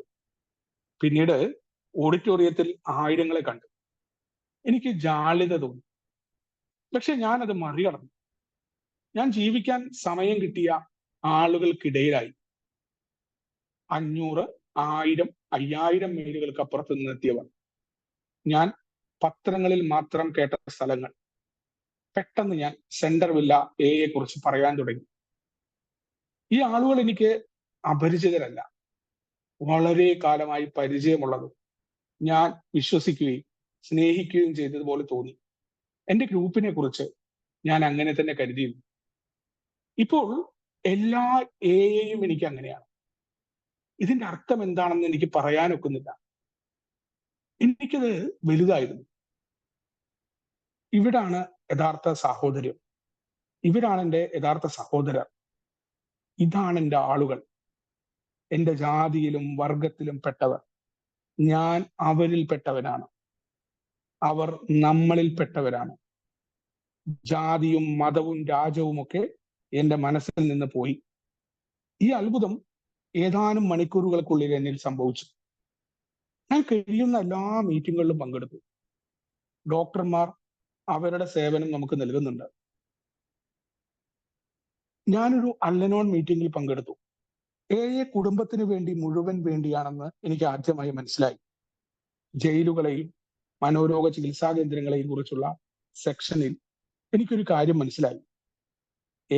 സഹായിക്കാനാവാത്ത വിധമുള്ള സഹായിക്കാനാവാത്ത വിധത്തിലുള്ള ഒരു മദ്യപാന ദുരന്തങ്ങളും ഇല്ല എന്ന്. മറ്റു ചില മീറ്റിങ്ങുകളിൽ ഞാൻ അതിനു മുൻപ് കേട്ടിട്ടില്ലാത്തതും എനിക്ക് അറിഞ്ഞുകൂടാത്തതുമായ പല പ്രശ്നങ്ങളും ചർച്ച ചെയ്ത് പരിഹരിക്കുന്നത് ഞാൻ കേട്ടു. നഗരങ്ങളിലും ലോകത്തെമ്പാടുമുള്ള പ്രശ്നങ്ങൾ ഒരു കൂട്ടായ്മ എന്ന നിലയിൽ ഇപ്പോഴും നമുക്ക് തെറ്റ് സംഭവിക്കുന്നുണ്ട് എന്ന് ഞാൻ കണ്ടു. ഇപ്പോഴുള്ള നമ്മുടെ ബുദ്ധിമുട്ടുകളും നമുക്ക് മായ്ച്ചു കളയാം. പണ്ടത്തെ പോലെ എങ്ങനെയാണ് തുടങ്ങിയതെന്നും എത്ര ആളുകളുണ്ടെന്നതും നമ്മളും നമ്മളെ പോലെ തന്നെ മധ്യാസക്തരല്ലാത്തവരും ഈ ജോലിക്ക് ആവശ്യമുണ്ടെന്നും എവിടെയെല്ലാം നാം വഴിപിഴച്ചു പോയിട്ടുണ്ടെന്നും പക്ഷെ ഇതുവരെ നാം ശരിയായ പാതയിലേക്ക് തിരിച്ചെത്താനാകാത്ത വിധം വ്യതിചലിച്ചിട്ടില്ല എന്നൊക്കെ ഈ വെള്ളിയാഴ്ച രാത്രിയിൽ ഞാൻ കേട്ടു. എപ്പോഴും വലിയ ശക്തിയുടെ കരങ്ങൾ നമ്മെ നിയന്ത്രിച്ചിരുന്നു. വളരെ മനോഹരമായ ഒരു അനുഭവമാണ്. ഒരു സാധാരണ ഗ്രൂപ്പിലുണ്ടായിരുന്ന തന്റെ ഗ്രൂപ്പും അതിനു ചുറ്റുമുള്ള ആളുകളും മതി എന്ന് പറയുന്ന ഒരു സാധാരണക്കാരന്റെ പ്രതിനിധി. എല്ലാവരും അങ്ങനെ തന്നെയാണ്. അവരവരുടെ ഗ്രൂപ്പിന്റെ പ്രവർത്തനങ്ങൾ. നമ്മുടെ ലോകമാണ് ഏറ്റവും വലുതെന്ന് നമ്മൾ കരുതും. നമ്മൾ പറയാറുണ്ട്, ലോകം നമ്മൾ കാണാനായിട്ട് ഇറങ്ങുമ്പോൾ നമ്മൾ കുണ്ടം കെട്ടി കിടക്കുന്ന തവളയാണ് എന്ന് നമുക്ക് മനസ്സിലാവും. അങ്ങനെ ഉണ്ടായിരുന്ന എന്റെ ഗ്രൂപ്പും ഇതിന്റെ പ്രവർത്തനങ്ങളും മതി എന്ന് പറയുന്ന ഒരാൾ ഒരു കൺവെൻഷൻ എങ്ങനെ പ്രയോജനപ്പെടുത്താം? പലപ്പോഴും വിഷയാവതരണങ്ങൾ നടക്കുന്ന മീറ്റിങ്ങുകൾ നടക്കുന്നിടത്ത് ഞാനൊക്കെ പോകുന്ന സമയത്ത് ഏറ്റവും കൂടുതൽ അവിടുത്തെ വിഷയാവതരണങ്ങളെക്കാളും പുറത്തുള്ള സ്വറപറച്ചിലുകളും പുറത്തുള്ള പരദൂഷണ ചർച്ചകളും പങ്കെടുത്ത് സമയം കളഞ്ഞിരുന്നിടത്തുന്നു. എങ്ങനെയാണ് ഒരു കൺവെൻഷനെ പ്രയോജനപ്പെടുത്തി തന്റെ മനോഭാവം മാറ്റിയത് എന്നാണ് ഒരു അംഗം പറയുന്നത്. അപ്പൊ എങ്ങനെ നമുക്ക് പോസിറ്റീവായിട്ട് മാറ്റാൻ പറ്റും, നമുക്ക് എങ്ങനെ മാറാം? അതാണ് ഇതൊക്കെ ഏറ്റവും പ്രധാനമായിട്ട് ഞാൻ പഠിച്ച ഒരു പാഠം ഈ ഭാഗത്ത്. വലിയ അനുഭവമാണ് അദ്ദേഹത്തിന്. അദ്ദേഹം ഒരു ചെറിയൊരു പട്ടണത്തിലെ സാധാരണക്കാരനായ അവിടുത്തെ ഒരു പ്രതിനിധിയാണ് അമേരിക്കയിലെ. താനും തന്റെ ഭാര്യയും തട്ടാനുമാണ് ഏറ്റവും വലുതെന്ന് പറയുന്ന എല്ലാ മനുഷ്യരെയും പോലെയുള്ള ചിന്തയുള്ള മനുഷ്യൻ. അവിടെ നൂറുകണക്കിന് ആയിരക്കണക്കിന് ആളുകളെ കാണുന്നു, വിവിധ ഭാഷയിൽ നേരത്തെ പറഞ്ഞ രീതിയിലുള്ള ആളുകൾ. അപ്പൊ അവരുടെ മുന്നിലൊക്കെ ഇങ്ങനെ സംസാരിക്കാനും അവരെപ്പോഴും സംസാരിക്കാനൊക്കെ ഒരു മടിയുണ്ടായിരുന്നു. അന്തർമുഖനായ മനുഷ്യനായിരുന്നു. അപ്പോ 5000കണക്കിന് മെയിലുകൾക്ക് ദൂരെ ഉള്ള ആളുകൾ, താൻ ഇന്നേ വരെ പേപ്പറിലും മറ്റു മാധ്യമങ്ങളിലൂടെയും കേട്ട് പരിചയിച്ച സ്ഥലങ്ങളിലുള്ള ആളുകൾ. അപ്പൊ എനിക്ക് അറിയുന്നത് എന്റെ ഗ്രൂപ്പ് മാത്രമാണ്. അവിടെ എനിക്ക് ഈ ആളുകളുമായിട്ട് ഞാൻ എന്റെ മടി മാറ്റി വെച്ചുകൊണ്ട് സംസാരിക്കാൻ തയ്യാറായപ്പോ എത്രയോ കാലമായിട്ടുള്ള പരിചയം നമുക്കറിയാം. ആൽക്കഹോളിക്സ് അനോണിമസിൽ നമ്മൾ ആ ഒരു മനോഭാവത്തിൽ ഒരു ഏക്കാരനെ കാണുമ്പോൾ നമുക്ക് ഉണ്ടാവുന്ന ഒരു മനോഭാവമുണ്ട്. നമ്മൾ ഏതൊരു പ്രശ്നത്തിലാണെങ്കിലും, കാരണം ഇത് നമ്മളാണ്, ആ സാധനമാണ് നമ്മുടെ സന്ദേശം കൊടുക്കുന്ന സമയത്ത് ഉണ്ടായിരുന്നത്. ആദ്യമായിട്ട് നമ്മുടെ സഹസ്ഥാപകനായ ബോബിന് ബില്ല് കൊടുത്ത സന്ദേശം അത് തന്നെയാണ് എല്ലായിടത്തും.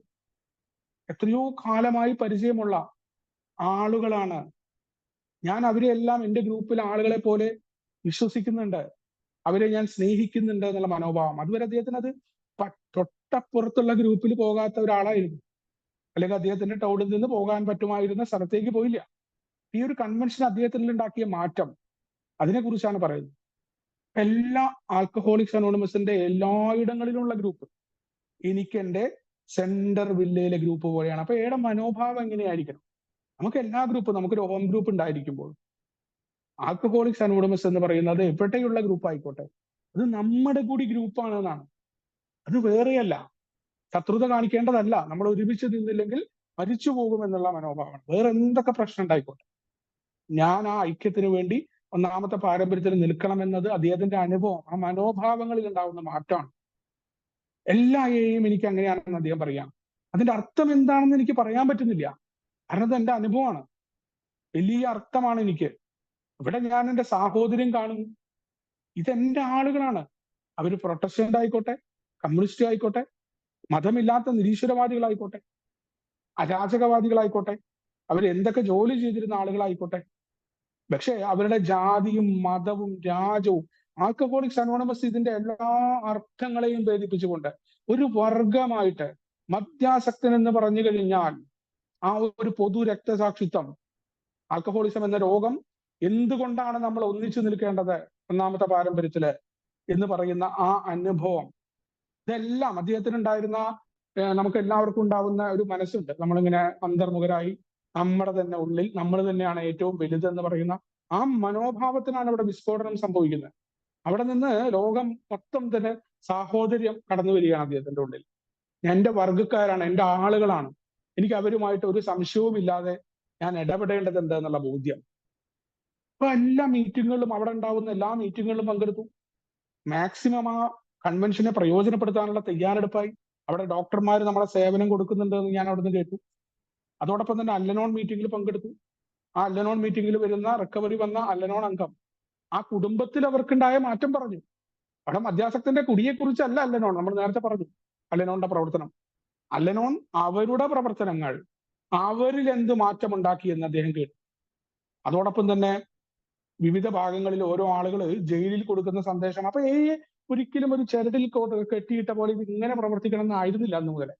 ഓരോ ഗ്രൂപ്പുകളും അവരവരുടെ രീതിയിൽ പല പ്രവർത്തനങ്ങളും ചെയ്യുന്നുണ്ട്. നമുക്കറിയാം മീറ്റിംഗിൽ ഇന്നത് വായിക്കണം, പാരമ്പര്യം, ഇതൊക്കെ ഓരോ ഗ്രൂപ്പുകളിൽ ചെയ്തത് നമ്മൾ എടുക്കുന്നു. അല്ലാണ്ട് നമുക്ക് മുകളിൽ നിന്ന് ഇറക്കിയിട്ടുള്ള നിർദ്ദേശങ്ങൾ അല്ലെങ്കിൽ കൃത്യമായി പാലിക്കേണ്ട ആജ്ഞകളൊന്നുമില്ല. ഇപ്പൊ ജയിലുകളിൽ പ്രവർത്തനം അധികം കണ്ടു, അത് അദ്ദേഹത്തിന് പരിചയം ഉണ്ടായിരുന്നില്ല. മനോരോഗ ചികിത്സാലയങ്ങളെ കുറിച്ചിട്ടുള്ള സെക്ഷനിൽ നിന്ന് അദ്ദേഹത്തിന് മനസ്സിലായി ആൽക്കഹോളിക്സ് അനോണിമസിന് സഹായിക്കാനാവാത്ത വിധത്തിലുള്ള ഒരു ദുരന്തങ്ങളും ഇല്ല. മദ്യാസക്തൻ അവൻ വിചാരിക്കുകയാണെങ്കിൽ ഏതിൽ പരിഹാരമുണ്ട് എന്നുള്ള ആ ഒരു ഉറച്ച തീരുമാനം. പല മീറ്റിങ്ങുകളിലും ഞാൻ ഇന്നേ വരെ കേൾക്കാത്ത, എനിക്ക് അറിഞ്ഞുകൂടാത്ത പല പ്രശ്നങ്ങളും പല ആളുകളിൽ നിന്ന് കിട്ടും. അതാണ് നമ്മൾ വിവിധ സ്ഥലങ്ങളിൽ പോയ വിവിധ ആളുകളെ കേൾക്കാൻ തയ്യാറായ നമുക്ക് അറിയാത്ത പല കാര്യങ്ങളും നമുക്ക് കിട്ടും. അത് അദ്ദേഹത്തിനും കിട്ടാൻ തുടങ്ങി അന്ന് മുതൽ തന്നെ. ഇപ്പോ പല നഗരങ്ങളിൽ ലോകത്തെമ്പാടുമുള്ള പ്രശ്നങ്ങൾ ഒരു കൂട്ടായ്മ എന്ന നിലയിലും ഇപ്പോഴും ആളുകൾക്ക് തെറ്റ് സംഭവിക്കണ്ടേ, കാരണം അവിടെ തെറ്റുകൾ ഏറ്റുപറയുന്നുണ്ട്. ഇത് എന്റെ നാട്ടിൽ മാത്രമല്ല, മറ്റ് ഗ്രൂപ്പുകളിലുമുണ്ട്. ഞാൻ വിഷമിക്കേണ്ടതില്ല. അതും ഒരു ബോധ്യമാണ്. മനുഷ്യരാണ്, തെറ്റ് ചെയ്യാത്ത ആളുകളില്ല എന്നുള്ള ബോധ്യം. എല്ലാ സ്ഥലങ്ങളിലും പ്രശ്നം ഉണ്ടാവുന്നുണ്ട്, പക്ഷെ ആ പ്രശ്നത്തിന് എങ്ങനെ പരിഹരിക്കുന്നു, അതാണ് പ്രധാനം. ഇപ്പൊ എല്ലാ ബുദ്ധിമുട്ടുകളും എനിക്ക് മാറ്റാൻ പറ്റും. അവർ മാറ്റിയ രീതികളാണ് അവിടെ, അനുഭവങ്ങളാണ് അവരവിടെ ഷെയർ ചെയ്യുന്നത്. അതിൽ നിന്ന് എനിക്ക് പഠിക്കാൻ പറ്റും, ഇത് എന്റെ ഗ്രൂപ്പിൽ പ്രാവർത്തികമാക്കാൻ പറ്റുമെന്ന് ആ കൺവെൻഷൻ അദ്ദേഹം മനസ്സിലാക്കുന്നു. എങ്ങനെയാണ് തുടങ്ങിയത്, എത്ര ആളുകളുണ്ടെന്നും, നമ്മളും അതേപോലെ തന്നെ മദ്യാസക്തരല്ലാത്ത ആളുകളും ഈ ജോലിക്ക് ആവശ്യം. അതും ഒരു പുതിയ പാടാണ്. നമ്മൾ വിചാരിക്കും നമ്മൾ മാത്രം മതി, മറ്റുള്ള ആൾക്കാരെ നമ്മൾ അംഗീകരിക്കില്ല എന്ന് പറയുന്നത്. അങ്ങനെയല്ല പറഞ്ഞത്. തിരിച്ചറിവ്. നമ്മൾ പല രീതിയിൽ വഴിവിട്ട് പോയിട്ടുണ്ട്, പല പ്രശ്നങ്ങളും ഉണ്ടായിട്ടുണ്ട്. പക്ഷേ നമ്മൾ ശരിയായ പാതയിൽ എത്താൻ പറ്റാത്ത വിധം എവിടെയും നമ്മൾ പോയിട്ടില്ലേ. അതങ്ങനെ വന്ന വട്ടത്തിന്റെ ത്രികോണത്തിന്റെ ഉള്ളിലേക്ക് തന്നെ വരുന്ന രീതിയിൽ എത്തിയിട്ടുണ്ട്. കളത്തിന്റെ പുറത്തേക്ക് പോയിട്ടില്ല. നമ്മുടെ കൂട്ടായ്മയുടെ ഉള്ളിൽ പല പ്രശ്നങ്ങളും ഉണ്ടായിട്ടുണ്ടാവും. അപ്പൊ നമ്മൾ ശരിയായ പാതയിലേക്ക് എത്താൻ പറ്റും എന്നെല്ലാം കേട്ടു. അവിടെ എല്ലാം തന്നെ ഞാനല്ല ഡയറക്ടർ എന്ന് പറയുന്ന രീതിയിൽ ആ വലിയ ശക്തി, ആ പ്രോഗ്രാമാണെന്ന് പറയുന്ന രീതിയിൽ അദ്ദേഹത്തിന്റെ മനസ്സിലാക്കലിൽ ആ വലിയ ശക്തിയാണ് നിയന്ത്രിക്കുന്നത് എന്ന് പറഞ്ഞുകൊണ്ട് വലിയൊരു ഓർമ്മപ്പെടുത്തലും ഒരു കൺവെൻഷന്റെ ആ ഭാഗത്ത് ഉണ്ടാവുന്ന സാധാരണക്കാരനായ ഒരു അംഗം, അദ്ദേഹത്തിൽ ഉണ്ടാവുന്ന മനോഭാവങ്ങളുടെ മാറ്റത്തെ വളരെ വ്യക്തമായി തന്നെ ഇവിടെ വരച്ചു കാണിക്കുന്നുണ്ട്. എന്തായാലും ഞാൻ ഇവിടെ നിർത്തുകയാണ്. അടുത്ത് ശുഭേട്ടന് കൈമാറുന്നു. എന്നെ കേട്ടിരുന്ന എല്ലാവർക്കും നന്ദി പറഞ്ഞുകൊണ്ട് നിർത്തുന്നു. Thank you. താങ്ക് യു ഉണ്ണി. ഞാനൊരു അമിതാമതി വനരോഗിയാണ്. ദൈവത്തിന്റെ കരുണയാലും എന്ന അത്ഭുത കൂട്ടായ്മയുടെ സഹായത്താലും ഇന്ന ദിവസം മദ്യപിച്ചിട്ടില്ല. എന്റെ പേര് ഷിബു. എല്ലാവർക്കും ഹായ്. ഹായ് എല്ലാവർക്കും ഹായ്. നമ്മള് റൂത്ത് ഹോക്കിനെ കുറിച്ചാണ് സംസാരിച്ചുകൊണ്ടിരുന്നത്. മാർച്ച് 12, 1978 കാലിഫോർണിയയിലെ ഗ്ലൻഡൈൽ വെസൈ സ്ട്രീറ്റില് അവര് ഒരു മീറ്റിംഗിൽ പങ്കെടുത്തു. അവരോട് ചില ചോദ്യങ്ങളൊക്കെ ചോദിക്കുന്നുണ്ട്. അതിന് അവര് നൽകുന്ന ആൻസേഴ്സ് ആണ് ആർട്ടിക്കിൾ. ഇത് നമ്മൾ ടേപ്പ് ചെയ്തിട്ടുണ്ട്, അത് റെക്കോർഡ് ചെയ്തിട്ടുണ്ട്. അതിനകത്ത് പറയുന്ന കുറെ കാര്യങ്ങളാണ് നമ്മൾ സംസാരിച്ചുകൊണ്ടിരുന്നത്. പ്രത്യേകിച്ച് നമുക്കറിയാം 1939 ആൽക്കോളിക്സ് അനോണിമസിലെ ബിൽ ഡബ്ല്യുവിന്റെ പ്രൈവറ്റ് സെക്രട്ടറി ആയിട്ട് നിയമിതയായ അവൾ 1942 ആയപ്പോഴത്തേക്കും വിരമിച്ചു. എങ്കിലും ആ 3-4 വർഷത്തെ അനുഭവങ്ങളും അതൊക്കെയാണ് അവര് പറഞ്ഞുകൊണ്ടിരുന്നത്. ഇപ്പൊ കഴിഞ്ഞ ആഴ്ച നമ്മൾ പറഞ്ഞു നിർത്തിയത് അവരുടെ ഫാദർ നമ്മുടെ ഗ്രൂപ്പിൽ സന്ദർശിക്കുകയും നമ്മുടെ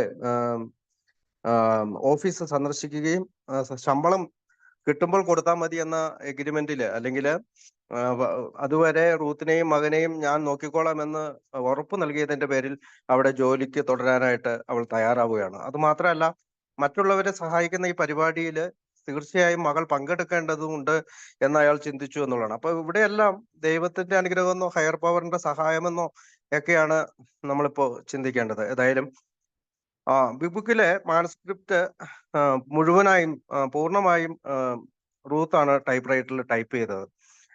ആം, ഓരോ ടൈപ്പിംഗ് കഴിയുമ്പോഴും ബിൽ അത് നോക്കും. ബിൽ പറഞ്ഞ് കൊണ്ടിരിക്കുമ്പോൾ തന്നെ ഇവൾ ടൈപ്പ് ചെയ്യും. മിക്ക രാവിലെകളിലും ബിൽ ഒരു മഞ്ഞ പേപ്പറിൽ കുറെ നോട്ടുകളൊക്കെ ആയിട്ട് അവിടെ വരുമായിരുന്നു. ബുക്ക് അതിവേഗം തീർക്കേണ്ടതുണ്ടായിരുന്നു. കാരണം അത് അവരുടെ അടുത്ത് അല്ലെങ്കിൽ ഓഫീസിൽ ധാരാളം ആളുകൾ അത്ര മോശം അവസ്ഥയിലാണ് വരുന്നത്. ടൈപ്പിംഗ് നടക്കുമ്പോഴൊക്കെ ഇങ്ങനെയുള്ള ആളുകൾ സിൽക്ക് വർത്ത് പറഞ്ഞു വിടുന്നതോ അല്ലെങ്കിൽ മറ്റ് സ്ഥലങ്ങളിൽ എന്ന് അറിഞ്ഞു കേട്ട ആളുകളെല്ലാം ഓഫീസിലേക്ക് ബില്ലിനെ അന്വേഷിച്ച് വരാറുണ്ട്. അപ്പോഴെല്ലാം അവര് ദീർഘനേരം സംസാരിച്ചിരിക്കും. ബില്ല് അപ്പോഴും ഈ ബുക്കിന്റെ കാര്യമോ ടൈപ്പിങ്ങിന്റെ കാര്യമൊക്കെ മറക്കും. അപ്പൊ അതിനിടയിൽ റൂത്ത് പറയും, നമുക്ക് ബുക്ക് എഴുതാനുണ്ട്, അപ്പൊ സംസാരം നിർത്തി വരാനൊക്കെ ഇടയ്ക്കിടയ്ക്ക് ഓർമ്മിപ്പിക്കാറുണ്ടെന്ന് റൂത്ത് അവിടെ പറയുന്നുണ്ട്. അപ്പൊ ഇങ്ങനെയുള്ള ഈ ബുക്കിന്റെ ആശയം തീർച്ചയായും വന്നത് ഇത്തരത്തിൽ വളരെ മോശാവസ്ഥയിലുള്ള ആളുകൾ ഓഫീസിലേക്ക് കടന്നു വന്നതുകൊണ്ട് കൂടിയാണ്.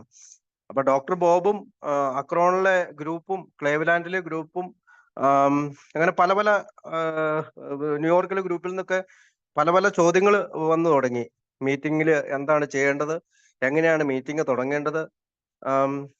ബില്ല് ആദ്യം മുതലേ ഒരു നിലപാട് സ്വീകരിച്ചിരുന്നു. എല്ലാ ഗ്രൂപ്പും അവരവരുടെ സ്വന്തം വഴിയിൽ രൂപീകരിക്കുകയും അങ്ങനെ അവരുടെ സ്വന്തം കാലിൽ നിൽക്കുന്ന രീതിയിൽ, അതായത് ഒരുപാട് ഇടപെടലുകൾ മറ്റുള്ളവർ അത് നടത്തേണ്ട കാര്യമില്ല എന്നുള്ള രീതിയിലായിരുന്നു അദ്ദേഹത്തിന്റെ ചിന്താഗതി.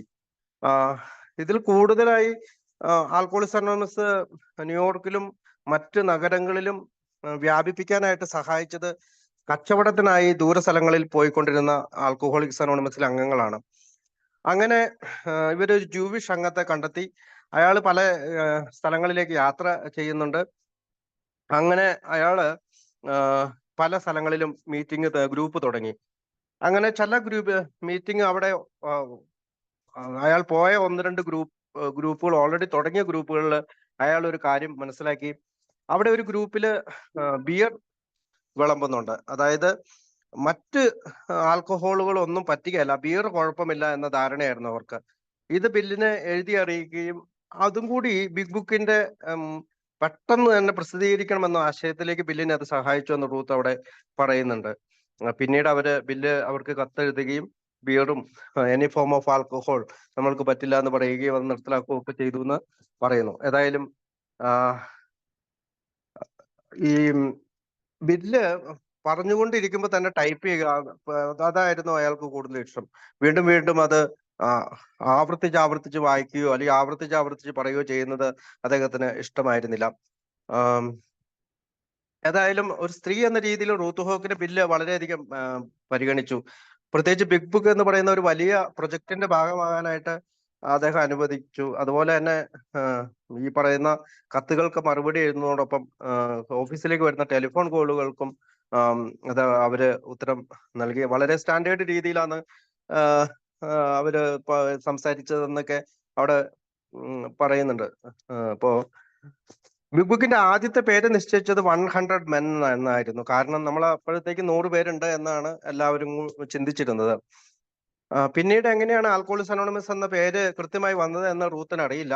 അത് നമ്മുടെ ബുക്ക് എഡിറ്റ് ചെയ്തത് ന്യൂയോർക്കിലെ ചില എഡിറ്റേഴ്സ് ആണ്. അതൊക്കെ ഞാൻ കഴിഞ്ഞ പ്രാവശ്യം പറഞ്ഞതാണ്. ആ എഡിറ്റേഴ്സിന്റെ സ്റ്റാഫുകളും ചില പേരുകൾ കൊണ്ടുവന്ന് പറയുന്നുണ്ട്. അതിലെ ബിഗ് ബുക്കിന് വേണ്ടി ഇടാനായിട്ട് പ്രധാനപ്പെട്ട ഒരു പേര് വന്നത് ദി ബ്രോക്കൺ ഗ്ലാസ് എന്നായിരുന്നു. എന്നാൽ ആ പേരിന് പാറ്റന്റ് ഉണ്ടായിരുന്നുകൊണ്ട് നമുക്ക് ബ്രോക്കൺ ഗ്ലാസ് എന്ന പേരിടാൻ കഴിഞ്ഞില്ല. പക്ഷെ വീണ്ടും ആൽക്കഹോളിക്സ് അനോണിമസ് എന്ന പേരാണ് നമ്മൾ തെരഞ്ഞെടുത്തത്. ആ പേര് ഇന്ന് നമ്മൾ സ്വീകരിക്കുമോ എന്ന് റൂത്ത് സംശയിക്കുന്നുണ്ട്. ഏതായാലും ബിഗ് ബുക്ക് ഇറങ്ങിയപ്പോൾ ഉടനെ തന്നെ 200 ഗ്രൂപ്പുകളും 5000 ആളുകളും ഒക്കെ ആയിട്ട് വളരെ വേഗത്തില് നമ്മുടെ ഫെലോഷിപ്പ് വളർന്നു. ബില്ല് എപ്പോഴും ഓവർ കോൺഫിഡന്റ് ആയിരുന്നു. കാരണം അയാൾ എപ്പോഴും ഇതൊക്കെ പറഞ്ഞുകൊണ്ട് നടക്കുമായിരുന്നു. 200 ഗ്രൂപ്പായി 5000 ആളുകളായിരുന്നു. പലപ്പോഴും റൂത്ത് ബില്ലിനെ കളിയാക്കുമായിരുന്നു. മേ ബി, ചിലപ്പോൾ എന്നൊക്കെ പറഞ്ഞ് കളിയാക്കുമായിരുന്നു എന്ന് പറയുന്നു. എന്നാൽ ഹാങ്കിന് കൃത്യമായ ഒരു ധാരണ ഉണ്ടായിരുന്നു. അതിനു വേണ്ടിയിട്ട് ഹാങ്ക് അമേരിക്കയുടെ ഒരു ഭൂപടം കൊണ്ടുവരാൻ ആവശ്യപ്പെടുകയും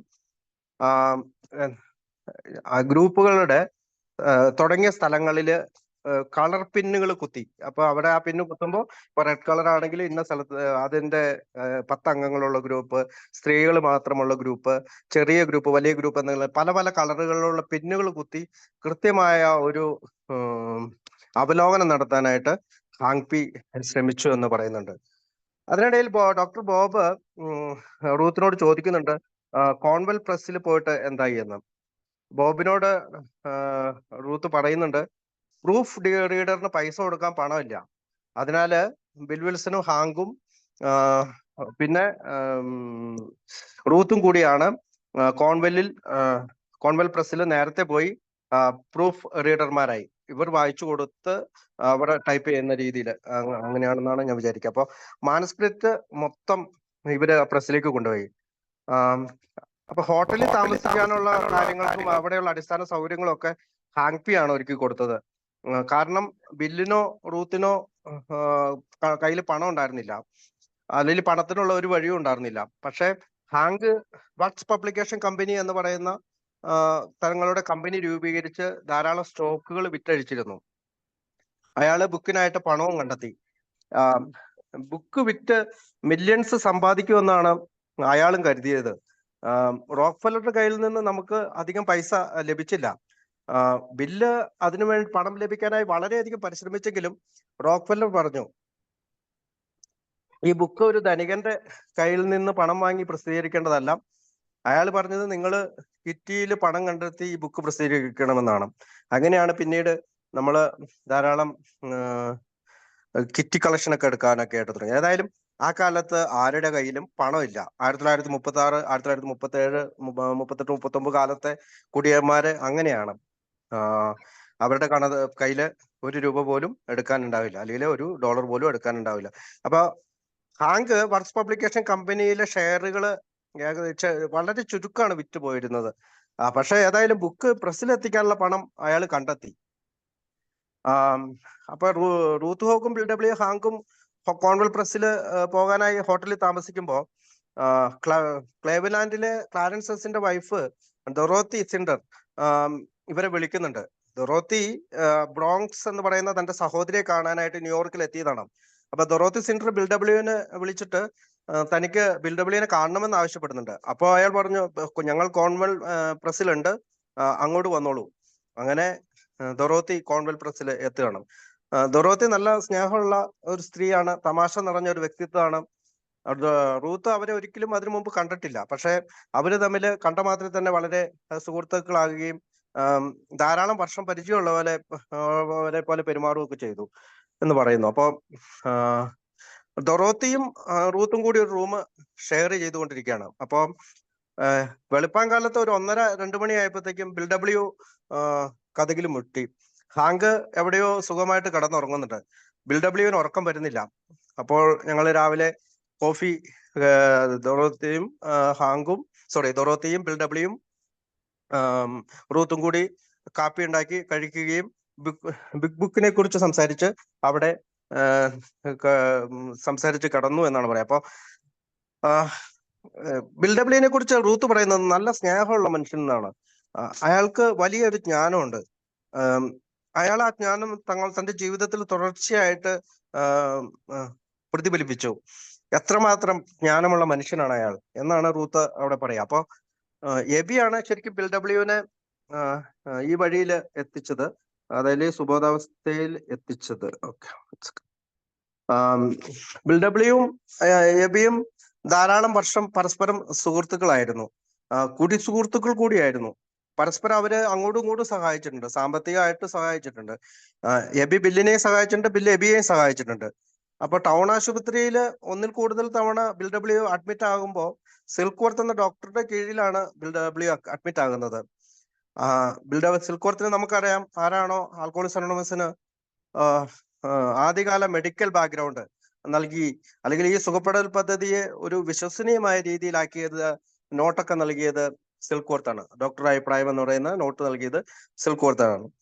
അപ്പൊ ആ തരത്തിലുള്ള ഒരു മെഡിക്കൽ അവയർനെസ് നൽകിയ ഡോക്ടറാണ് അദ്ദേഹം. അദ്ദേഹത്തിന്റെ കീഴിലാണ് ബിൽ ഡബ്ല്യു ചികിത്സയ്ക്ക് കീഴിലായത്, അഡ്മിറ്റ് ആയത്. എബി ആ കാലത്ത് സുബോധവാനാണ്.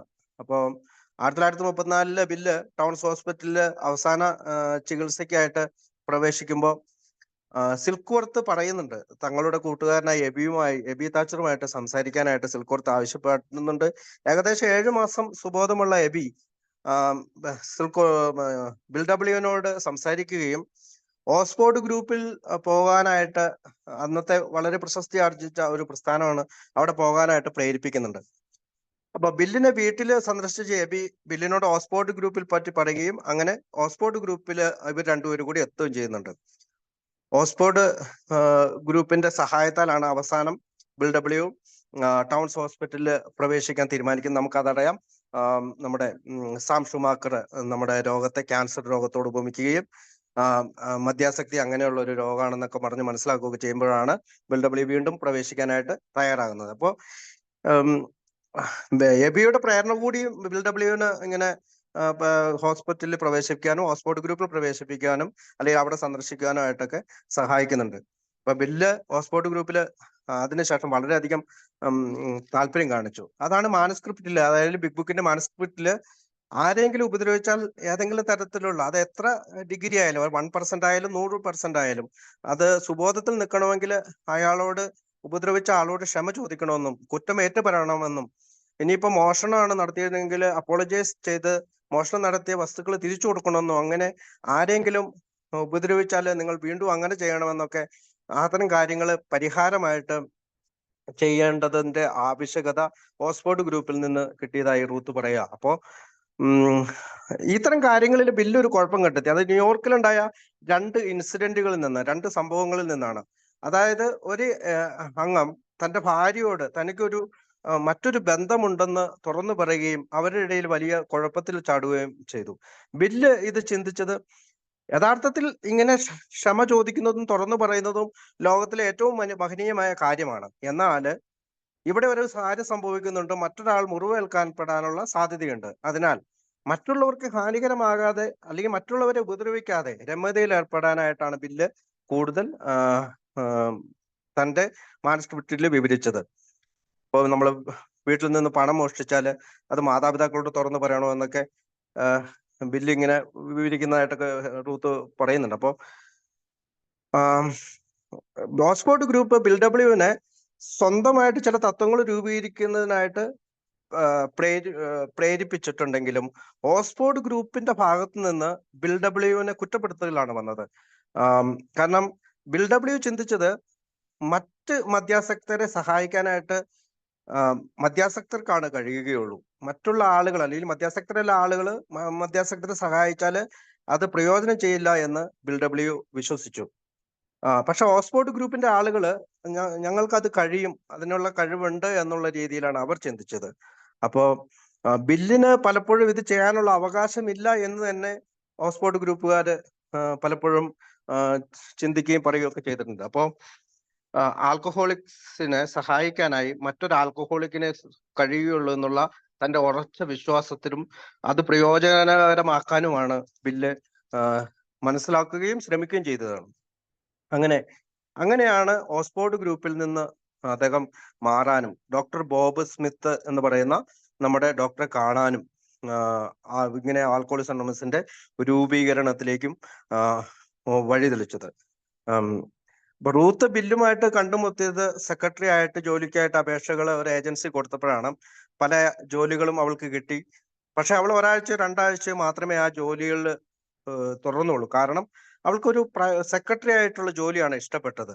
അപ്പൊ ഏജൻസി വഴി തന്നെയാണ് അവള് ഹാങ് പിയുടെയും അല്ലെങ്കിൽ ബിൽ ഡബ്ല്യുവിന്റെയും ഈ ഓഫീസിൽ ജോലിക്കായി വരുന്നത്. അപ്പോ ബില്ലിനെ അവിടെ അറിയുന്നവരെല്ലാവരും ന്യൂയോർക്കിലും ക്ലേവലാൻഡിലും അക്രോണിലും ഒക്കെ അറിയുന്ന ഒരുപാട് പേരുണ്ട്. അപ്പൊ ബിൽ ഡബ്ല്യു ഇടയ്ക്കിടയ്ക്ക് അവിടെ പോകുന്നുണ്ട്. പലപ്പോഴും ബിൽ ഡബ്ല്യുവിന്റെ ക്ലബ് ഹൗസിൽ ആളുകൾ ഇദ്ദേഹത്തെ സന്ദർശിക്കുന്നുണ്ട്. ചിലപ്പോൾ ഓഫീസിൽ സന്ദർശിക്കുന്നുണ്ട്. ക്ലബ് ഹൗസിലെ കാര്യം പറഞ്ഞാല് അവിടെ മീറ്റിംഗ് ഓപ്പൺ മീറ്റിംഗ് പോലെയാണ്. അവിടെ ഭാര്യമാരും സ്വന്തക്കാരും ബന്ധുക്കാരും എല്ലാം പങ്കെടുത്തുകൊണ്ടിരുന്ന മീറ്റിംഗ് ആണ്. അപ്പൊ അവിടെ ചെറിയ ഒരു കിറ്റി കളക്ഷൻ ഉണ്ടായിരുന്നു. അതുകൊണ്ടാണ് വാടക അടച്ചിരുന്നത്. പ്രധാനമായിട്ടും 1 വർഷത്തെ വാടക കൃത്യമായിട്ട് ക്ലബ് ഹൗസിൽ കളക്ട് ചെയ്യാനായിട്ട് അവര് തീരുമാനിച്ചിരുന്നു. അല്ലെങ്കിൽ അങ്ങനെ അവര് സൂക്ഷിച്ചിരുന്നു, പണം സൂക്ഷിച്ചിരുന്നു. പിന്നെ സെറാനിറ്റി പ്രയർ അവിടെ വെച്ചാണ് തുടങ്ങിയതെന്ന് റൂത്ത് പറയുന്നു. അപ്പോൾ ക്ലബ് ഹൗസ് എന്ന് പറയുന്നത് വലിയ ഒരു ഹാളാണ്. ബിൽഡബ്ല്യുവും നമ്മുടെ ലൂയിസും ബുക്ക് ഇറങ്ങിയതിന് ശേഷം തന്റെ വീട് നഷ്ടപ്പെടുകയും, അതായത് മോർഗേജ് അടയ്ക്കാത്തത് കൊണ്ട് വീട് നഷ്ടപ്പെടുകയും വീണ്ടും ഈ ക്ലബ് ഹൗസിലാണ് താമസിക്കുന്നത്. അപ്പൊ ഒരു നീളമുള്ള ഒരു മുറിയുണ്ട്, ബാൽക്കണി ഉണ്ട്, ഒരു ഫയർ പ്ലേസ് ഉണ്ട്, ഒരു ബെഡ്റൂമും ബാത്റൂമുമാണ്, താഴെ ഒരു ചെറിയ അടുക്കളയാണ്. അവിടെയാണ് കാപ്പി എല്ലാം ഉണ്ടാക്കിയിട്ടുണ്ടായിരുന്നത്.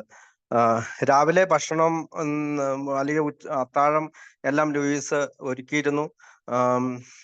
കാരണം ഞാൻ ആദ്യം പറഞ്ഞ പോലെ ബ്രൂക്ലിനിലെ അവരുടെ വീട് നഷ്ടപ്പെട്ടിരുന്നു ഈ ബിഗ് ബുക്ക് ഇറങ്ങിയപ്പോൾ തന്നെ. അപ്പോ ഈ ക്ലബ് ഹൗസ് ലൂയിസിന്റെ ഫാമിലിയാണ് മോർഗേജ് ചെയ്ത് എടുത്തു കൊടുത്തത്.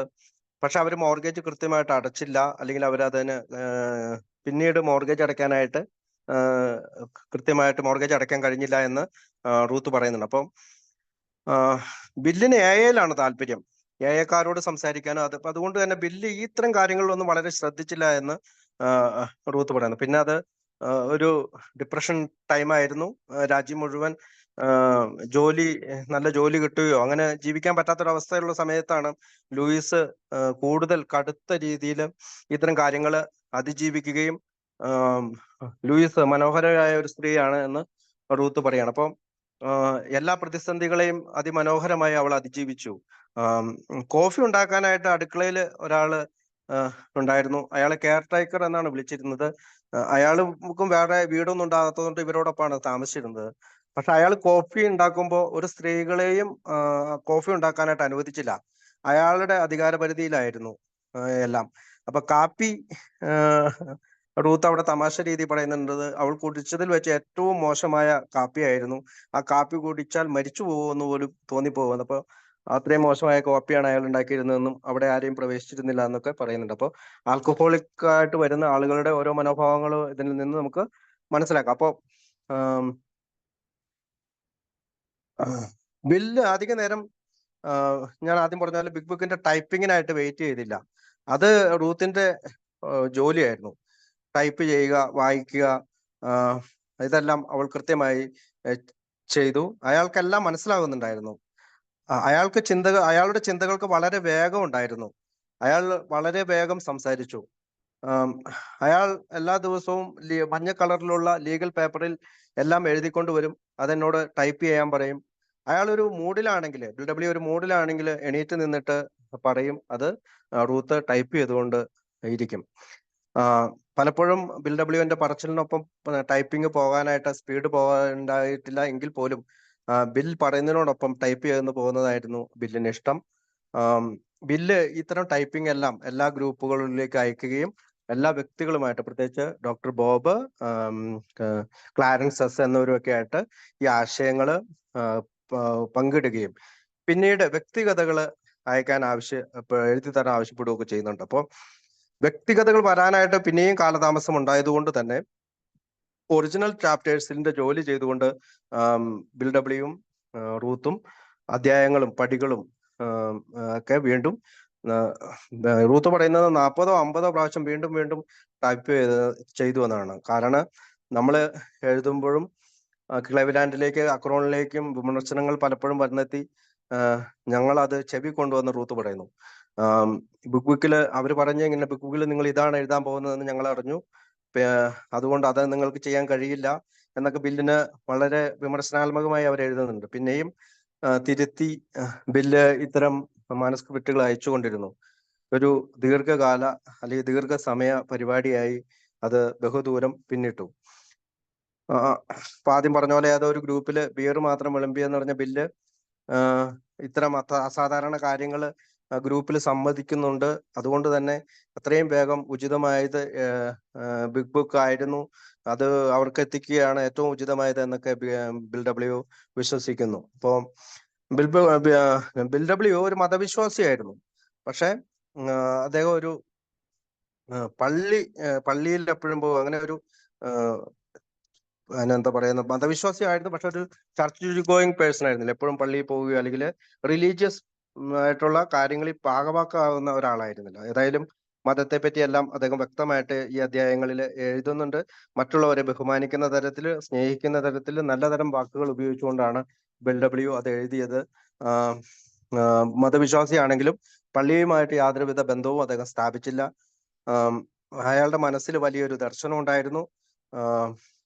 ആയിരങ്ങള് ഈ വഴിയിൽ വരുമെന്നും അവരുടെ സ്വപ്നങ്ങളിൽ ഈ പറയുന്ന റിക്കവറി ഒരു അത്ഭുതകരമായി സംഭവിക്കുന്നുവെന്നും ഇങ്ങനെ വളരുന്നതും യാഥാർത്ഥ്യമാകുന്നതും അയാള് സ്വപ്നം കാണുകയും ഭാവന കാണുകയും ഒക്കെ ചെയ്തു.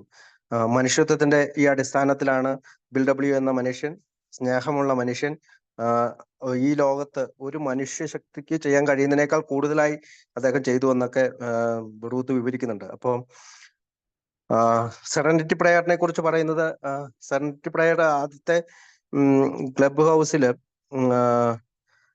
ഒരു ആർട്ട് കാമറി എന്ന അയാൾക്കൊരു സഹോദരൻ ഉണ്ടായിരുന്നു, ജാക്ക് കാമറി. അയാൾ മരിച്ചു. യയിൽ വന്നതിന് ശേഷമാണ് മരിച്ചത്.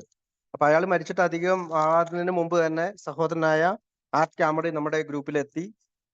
അയാൾക്ക് നല്ല വ്യക്തിത്വമുള്ള ഒരാളായിരുന്നു. അയാൾ നല്ല പാട്ട് പാടുകയും ചിത്രം വരയ്ക്കുകയൊക്കെ ചെയ്തുകൊണ്ടിരുന്ന ആളാണ്.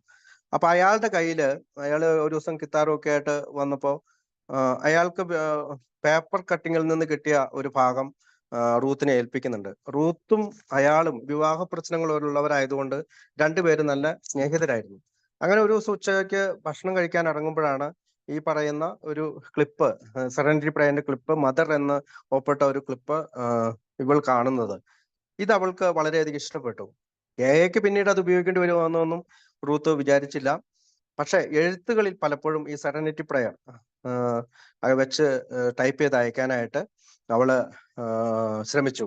അങ്ങനെ ന്യൂയോർക്ക് സിറ്റിയിലെ എല്ലാ ഗ്രൂപ്പുകളിലും ഇത് വ്യാപിച്ചു. അങ്ങനെ ഹൊറൈസ് ക്രിസ്ലർ എന്ന് പറയുന്ന ഒരാൾ ധാരാളം ഡോളറുകളുമായിട്ട് വന്നിട്ട് ഇത് 100 കണക്കിന് കാർഡുകൾ അടിച്ചു. ഈ സെറനിറ്റി പ്രയർ എഴുതിയ കാർഡുകൾ അയച്ച് പലർക്കും അയക്കാൻ തുടങ്ങി.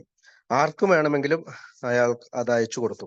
അതോടൊപ്പം തന്നെ റൂത്തും ന്യൂയോർക്കിലുള്ള ആളുകൾക്കും, കത്തെഴുതുന്ന ആളുകൾക്കും ഈ കാർഡ് വെച്ച് അയക്കാൻ തുടങ്ങുകയും പിന്നീട് ഈ പറയുന്ന ഈ പേപ്പർ ക്ലിപ്പിംഗ് ഇപ്പോ പിന്നീട് ബിൽഡബ്ല്യുവിന്റെ പ്രൈവറ്റ് സെക്രട്ടറി ആയിരുന്ന നെൽവിങ് റൂത്തിനോട് ആവശ്യപ്പെട്ടു. റൂത്ത് അത് പറഞ്ഞു, ഏതോ ഒരാള് ഫോട്ടോസ്റ്റാറ്റ് എടുക്കാൻ വേണ്ടി എന്നോട് മേടിച്ചു, എനിക്ക് അറിയില്ല എന്ന് പറഞ്ഞെങ്കിലും പിന്നീട് അത് നമ്മുടെ ഓഫീസിൽ കിട്ടിയിട്ട് ഇപ്പൊ നമ്മുടെ ആർക്കീവ്സിൽ അത് സൂക്ഷിച്ചു വെച്ചിട്ടുണ്ട്. അപ്പോൾ ന്യൂയോർക്ക് ഓഫീസിൽ അത് ഉണ്ട് എന്നാണ് റൂത്ത് പറയുന്നത്. അപ്പോൾ ജാക്ക് അലക്സാണ്ടറുടെ സാറ്റർഡേ ഈവനിങ് പോസ്റ്റ് എങ്ങനെയാണ് പ്രസിദ്ധീകരിച്ചതെന്ന ചോദ്യത്തിന് ലിബർട്ടി മാഗസിനിൽ നമ്മുടെ ഒരു ലേഖനം വന്നതിന് ശേഷം ഒരു ചെറിയൊരു ആർട്ടിക്കിളാണ്. അതിൽ ആകർഷണനായ ജാക്ക് അലക്സാണ്ടർ കൂടുതൽ കാര്യങ്ങൾ പറയണമെന്ന് വിചാരിക്കുകയും അങ്ങനെയാണ് ജാക്ക് അലക്സാണ്ടർ സാറ്റർഡേ ഈവനിങ് പോസ്റ്റിൽ ലേഖനങ്ങൾ എഴുതി തുടങ്ങിയത്. അപ്പോൾ ഡോക്ടർ ബോബിനെ റൂത്ത് കണ്ടിട്ടുണ്ട്. ന്യൂയോർക്കിൽ വന്നപ്പോൾ പലപ്പോഴും വിസിറ്റ് ചെയ്തിട്ടുണ്ട്. ഡോക്ടർ ബോബിന്റെ വൈഫ് ആനിനെയും അവർ കണ്ടിട്ടുണ്ട്. എളിമ, സ്നേഹം, മനസ്സിലാക്കൽ എന്നിവയിൽ ബോബ് വളരെ മിടുക്കനായിരുന്നു എന്നും ബില്ല് ഒരു സ്വപ്ന സഞ്ചാരിയായിരുന്നപ്പോ ബോബ് ഒരു ആത്മീയ മനുഷ്യനും ഭാവനകൾക്കപ്പുറം പ്രാക്ടിക്കലായി ചിന്തിക്കുന്ന ഒരാളായിരുന്നു എന്നും റൂത്ത് വിവരിക്കുന്നുണ്ട്. ഒരു അത്ഭുതപ്പെടുത്തുന്ന മനുഷ്യനായിട്ടാണ് ഡോക്ടർ ബോബിനെ റൂത്ത് അവിടെ പറയാം. അപ്പോ നമ്മുടെ റോക്ക്ഫെല്ലർ ഫൗണ്ടേഷന് നമ്മൾക്ക് പണം ലഭിക്കാതിരുന്നത് നന്നായി.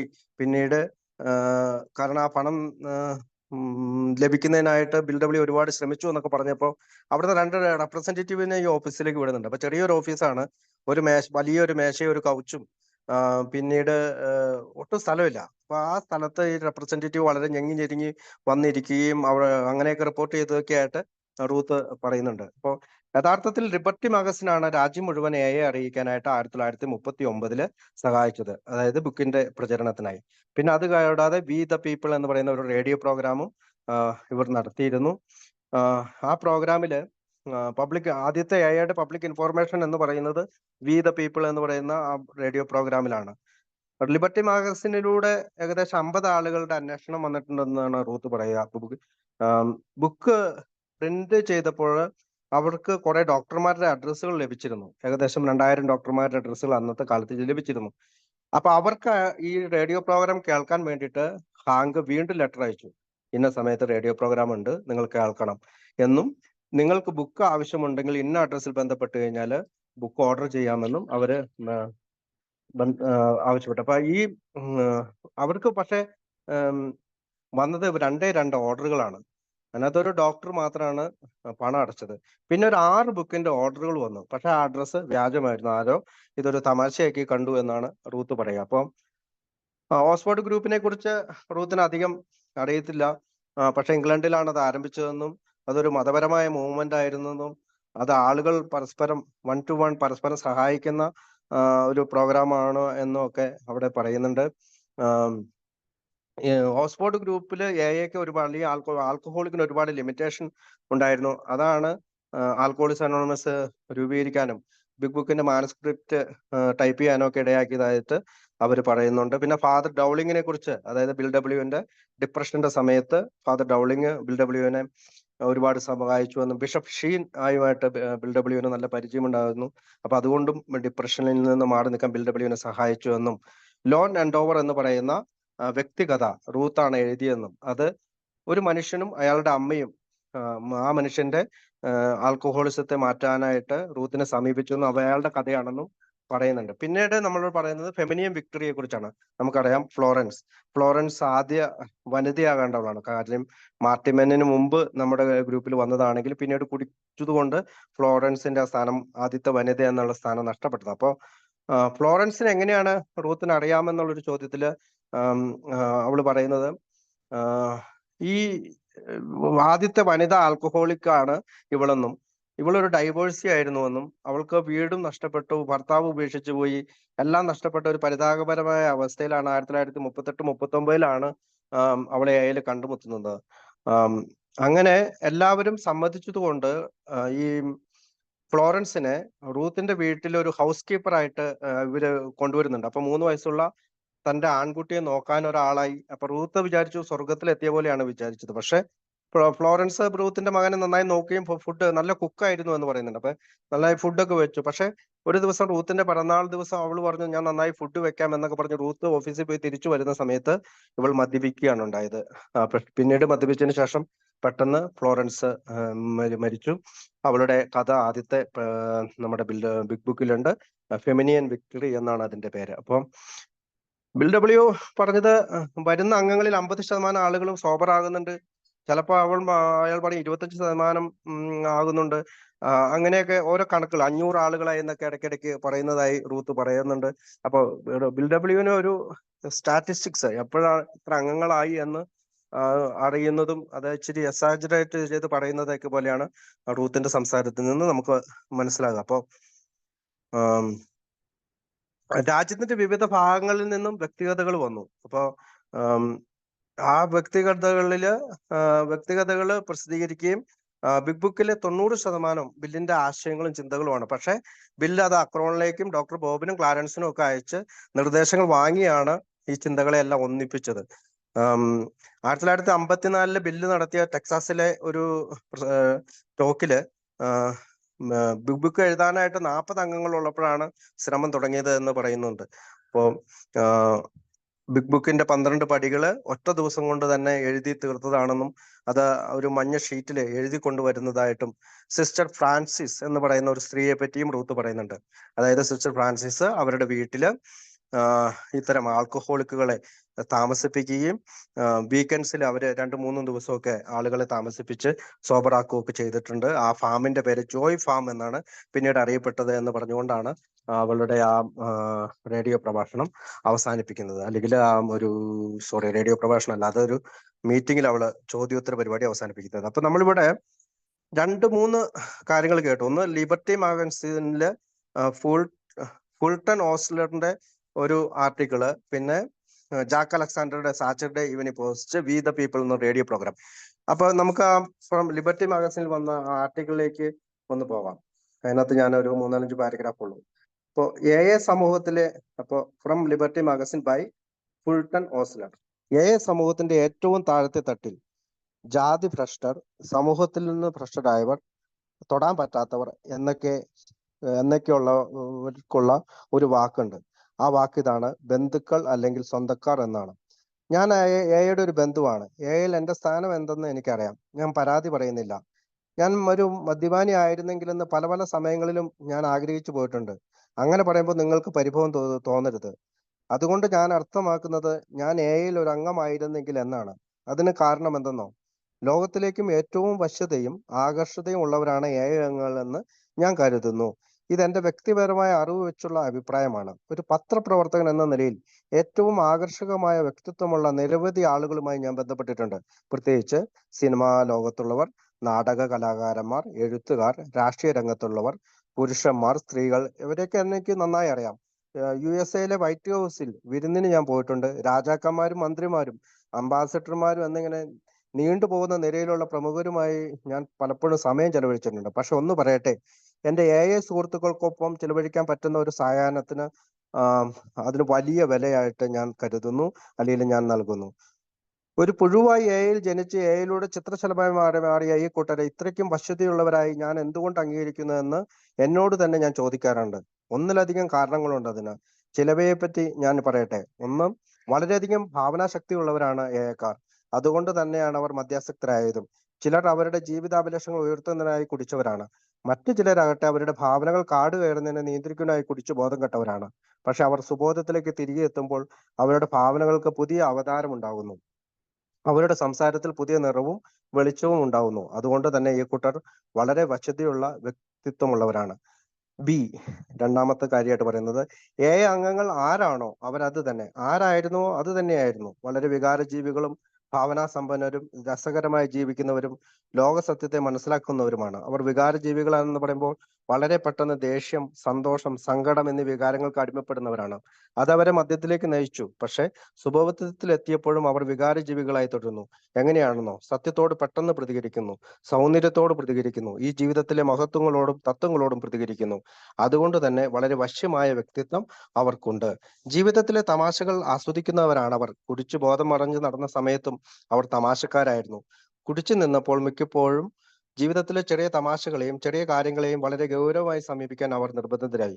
അത് അവരെ മദ്യത്തിൽ എത്തിച്ചു. പക്ഷേ സുബോധത്തിലെത്തിയപ്പോൾ അവരുടെ നർമ്മബോധം സ്വാതന്ത്ര്യം പ്രാപിച്ചു.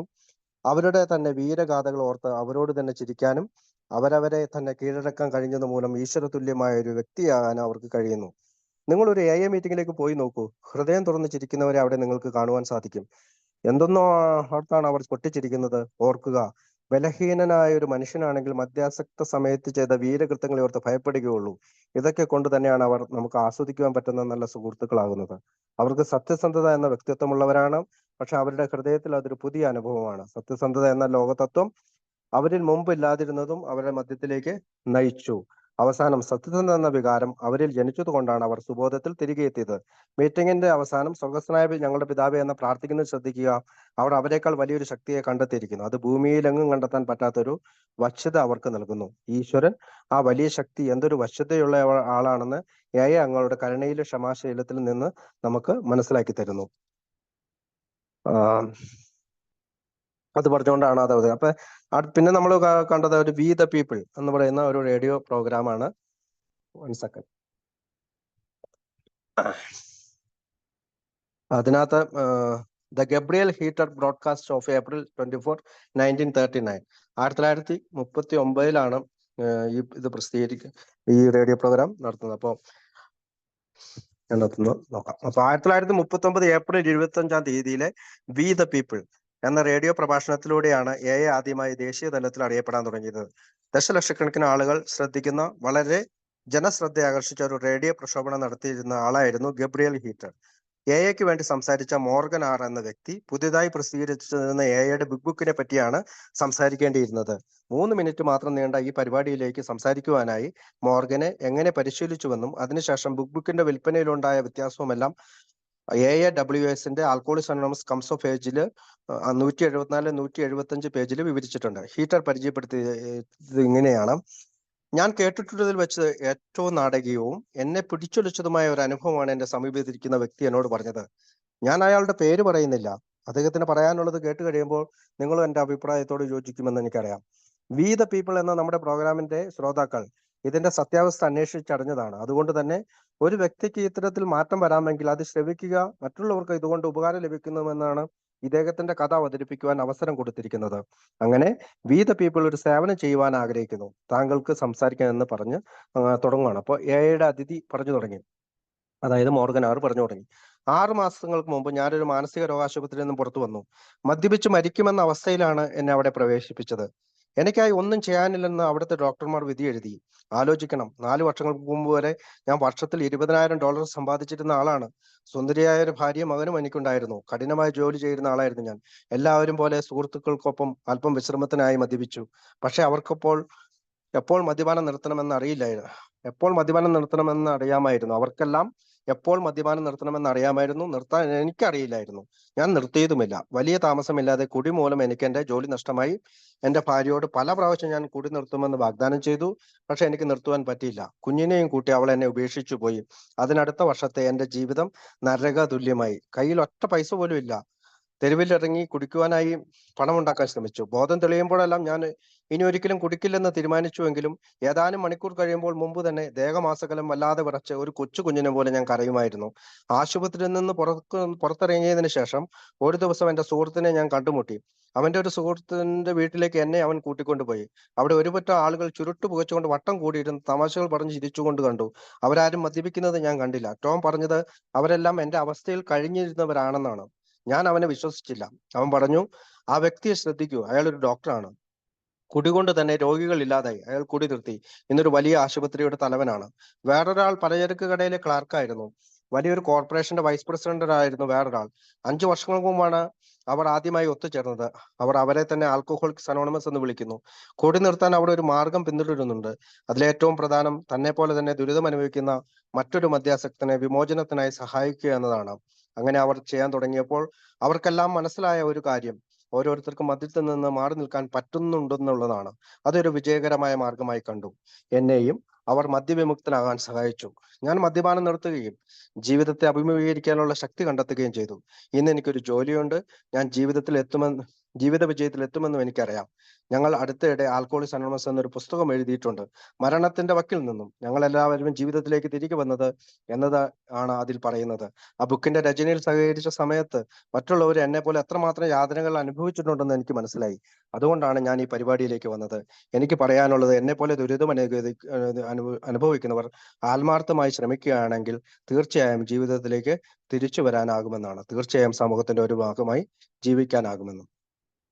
അപ്പോ നമുക്കറിയാം, ഈ രണ്ട് പ്രത്യേകിച്ച് വി ദ പീപ്പിൾ എന്ന് പറയുന്ന റേഡിയോ പ്രോഗ്രാമും ലിബർട്ടി മാഗസിനിലെ അദ്ദേഹം എഴുതിയ, പത്രാധിപർ എഴുതിയ 2 ലേഖനങ്ങൾ, 2 കാര്യങ്ങളുമാണ് നമ്മുടെ ബിഗ് ബുക്കിനെ ലോക ശ്രദ്ധയിലേക്ക് ആകർഷിച്ചത്. ആദ്യ കാലഘട്ടങ്ങളിൽ ഇനി നമുക്ക് സാച്ചോട്ടെ പോസ്റ്റില് ജാക്ക് അലക്സാണ്ടർ എഴുതിയ ലേഖനത്തെ കുറിച്ച് അടുത്ത ആഴ്ച സംസാരിക്കാം. നമ്മുടെ സമയം ഏകദേശം അവസാനിച്ചുകൊണ്ട് എന്നെ കേട്ടിരുന്ന നിങ്ങൾക്ക് ഒരുപാട് നന്ദി പറഞ്ഞുകൊണ്ട് ഞാൻ നിർത്തുന്നു. Thank you. ഓക്കെ, നന്ദി ഉണ്ണി. അതുപോലെ തന്നെ ഷിബു, നിങ്ങളുടെ രണ്ടുപേരോടും ഗ്രൂപ്പിനുള്ള സേവരുടെ പേരിലുള്ള നന്ദി അറിയിക്കുകയാണ്. തീർച്ചയായിട്ടും ഇന്നത്തെ ഒരു വിഷയവും ഇന്നത്തെ കംസ് ഓഫ് ഏജിന്റെ ഭാഗങ്ങള് വളരെ അർത്ഥവത്തായ ചില കാര്യങ്ങൾ നമുക്ക് ചിന്തിക്കാം. തീർച്ചയായിട്ടും ഷിബു ഇപ്പൊ അവസാനം വാക്കുകൾ വായിച്ചപ്പോൾ നമ്മളെല്ലാം വികാര ജീവികളാണ്, അത് മദ്യപിക്കുന്നവരും മദ്യപിക്കാത്തവരും. പക്ഷെ നമ്മൾ ശരിക്കുള്ള വികാരം സത്യസന്ധമായിട്ട് നമ്മൾ പ്രയോജനപ്പെടുത്തുന്നതും ഉപയോഗപ്പെടുത്തുന്നതും കൂടി നിർത്തിയതിനു ശേഷമാണ്. അതുകൊണ്ടാണ് നമ്മളിലെല്ലാം ഒരേ തുല്യത കാണുന്നത്. തീർച്ചയായിട്ടും നമുക്ക് എല്ലാവർക്കും ഒന്നിച്ച് മുന്നോട്ട് പോകാം. കാരണം നമ്മളൊരു വലിയ വിപത്തിനെയാണ് നേരിടുന്നത് എന്നുള്ള ആ ഒരു വലിയ ചിന്ത നമ്മളെ എപ്പോഴും ഭയപ്പെടുത്തേണ്ടതുണ്ട്. അല്ലെങ്കിൽ നമ്മൾ അതിനെ എത്രയും ഗൗരവമായിട്ട് കാണേണ്ടതുകൊണ്ട് ആരും അസാൾട്ടായിട്ട് നിൽക്കാതെ എപ്പോഴും അലേർട്ടായിട്ട് ഈ പ്രോഗ്രാമിൽ കൂടെ ഉണ്ടാകണമെന്ന് സ്നേഹത്തോട് ഒരു എളിയ സഹോദരൻ എന്ന നിലയിൽ അപേക്ഷിക്കുകയാണ്. നമുക്ക് മീറ്റിംഗ് അവസാനിപ്പിക്കേണ്ട ഏതാണ്ട് സമയമായി. ആർക്കെങ്കിലും എന്തെങ്കിലും അറിയിപ്പോ എന്തെങ്കിലും കൂട്ടിച്ചേർക്കാനുണ്ടെങ്കിൽ പെട്ടെന്ന് കടന്നു വരാം. ഇല്ലെങ്കിൽ നമുക്ക് വാഗ്ദാനങ്ങൾ വായിച്ച് ജോളിച്ചേട്ടൻ നമുക്ക് പ്രാർത്ഥന ചൊല്ലി തരുമെന്ന് വിശ്വസിക്കുന്നു. നിങ്ങളുടെ എല്ലാവരുടെ അനുവാദത്തോടെ വാഗ്ദാനങ്ങൾ വായിച്ച് അവസാനിപ്പിക്കാം. അല്ലെങ്കിൽ ഓക്കെ, നമുക്ക് അവസാനിപ്പിക്കാം. അടുത്ത ഞായറാഴ്ചയും നിങ്ങളും നിങ്ങളുടെ എല്ലാ സുഹൃത്തുക്കളും കടന്നു വരണമെന്ന് സ്നേഹത്തോടെ അപേക്ഷിക്കുന്നു. എയുടെ വാഗ്ദാനങ്ങൾ നമ്മുടെ പുരോഗതിയിലെ ഘട്ടത്തിൽ നാം കഠിനാധ്വാനത്തിന് തയ്യാറാണെങ്കിൽ പകുതി വഴി ചെല്ലുന്നതിന് മുമ്പ് തന്നെ നാം അത്ഭുതപരമാവും. ഒരു പുതിയ സ്വാതന്ത്ര്യവും സന്തോഷവും നാം അറിയാൻ പോവുകയാണ്. കഴിഞ്ഞ കാലത്തെ ഓർത്ത് നാം ഖേദിക്കുകയോ അതിന്റെ നേരെ വാതിൽ കൊട്ടിയടയ്ക്കുകയോ ഇല്ല. ശാന്തി എന്ന വാക്കിന്റെ അർത്ഥം നന്നായി ഗ്രഹിക്കുകയും സമാധാനം എന്തെന്ന് നാം അറിയുകയും ചെയ്യും. നാം എത്രമേൽ താഴോട്ട് പോയിട്ടുണ്ടെന്നത് ഒരു പ്രശ്നമല്ല. നമ്മുടെ അനുഭവങ്ങൾ എങ്ങനെ മറ്റുള്ളവർക്ക് വേണ്ടി പ്രയോജനപ്പെടുത്താമെന്ന് നാം കാണുന്നു. ഒന്നിനും കൊള്ളാത്തവരാണ് നാം എന്ന ധാരണയും സ്വയം സഹതാപവും അപ്രത്യക്ഷമാകുന്നു. സ്വാർത്ഥ കാര്യങ്ങളിലുള്ള നമ്മുടെ താല്പര്യം നഷ്ടപ്പെടുകയും നമ്മുടെ സഹജീവികളോടുള്ള സ്നേഹം വർദ്ധിക്കുകയും ചെയ്യുന്നു. ഭാഗ്യാന്വേഷണ പ്രവണത നമ്മിൽ നിന്നും അകലും. ജീവിതത്തോടുള്ള നമ്മുടെ മനോഭാവവും കാഴ്ചപ്പാടും മാറും. ആളുകളെ കുറിച്ചും സാമ്പത്തിക സുരക്ഷിതത്വത്തെ കുറിച്ചുമുള്ള ഭയം നമ്മെ വിട്ടകലും. നമ്മളെ അന്താളിപ്പിച്ചിരുന്ന സാഹചര്യങ്ങളെ എങ്ങനെ കൈകാര്യം ചെയ്യണമെന്നൊരു ഉൾവിളി കൊണ്ടെന്ന പോലെ നാം അറിയുന്നു. ഞങ്ങൾക്ക് സ്വയം ചെയ്യാൻ കഴിയാതിരുന്ന കാര്യങ്ങൾ ദൈവം ഞങ്ങൾക്ക് വേണ്ടി ചെയ്യുന്നു എന്ന് പെട്ടെന്ന് ഞങ്ങൾക്ക് ബോധ്യപ്പെടുന്നു. ഇതൊക്കെ അതിരുകിടന്ന വാഗ്ദാനങ്ങളാണോ? അല്ലെന്നാണ് ഞങ്ങൾ കരുതുന്നത്. ഞങ്ങൾക്കിടയിൽ അവ സഫലമാക്കപ്പെടുന്നു. പലപ്പോഴും പെട്ടെന്ന്, ചിലപ്പോൾ സാവധാനം. നാം അതിനു വേണ്ടി ശ്രമിച്ചാൽ അവ എല്ലായ്പ്പോഴും സാധ്യമാണ്. ജോളിച്ചേട്ടാ ഒന്ന് പ്രാർത്ഥിച്ചു കൊടുക്കുക. ഓക്കെ.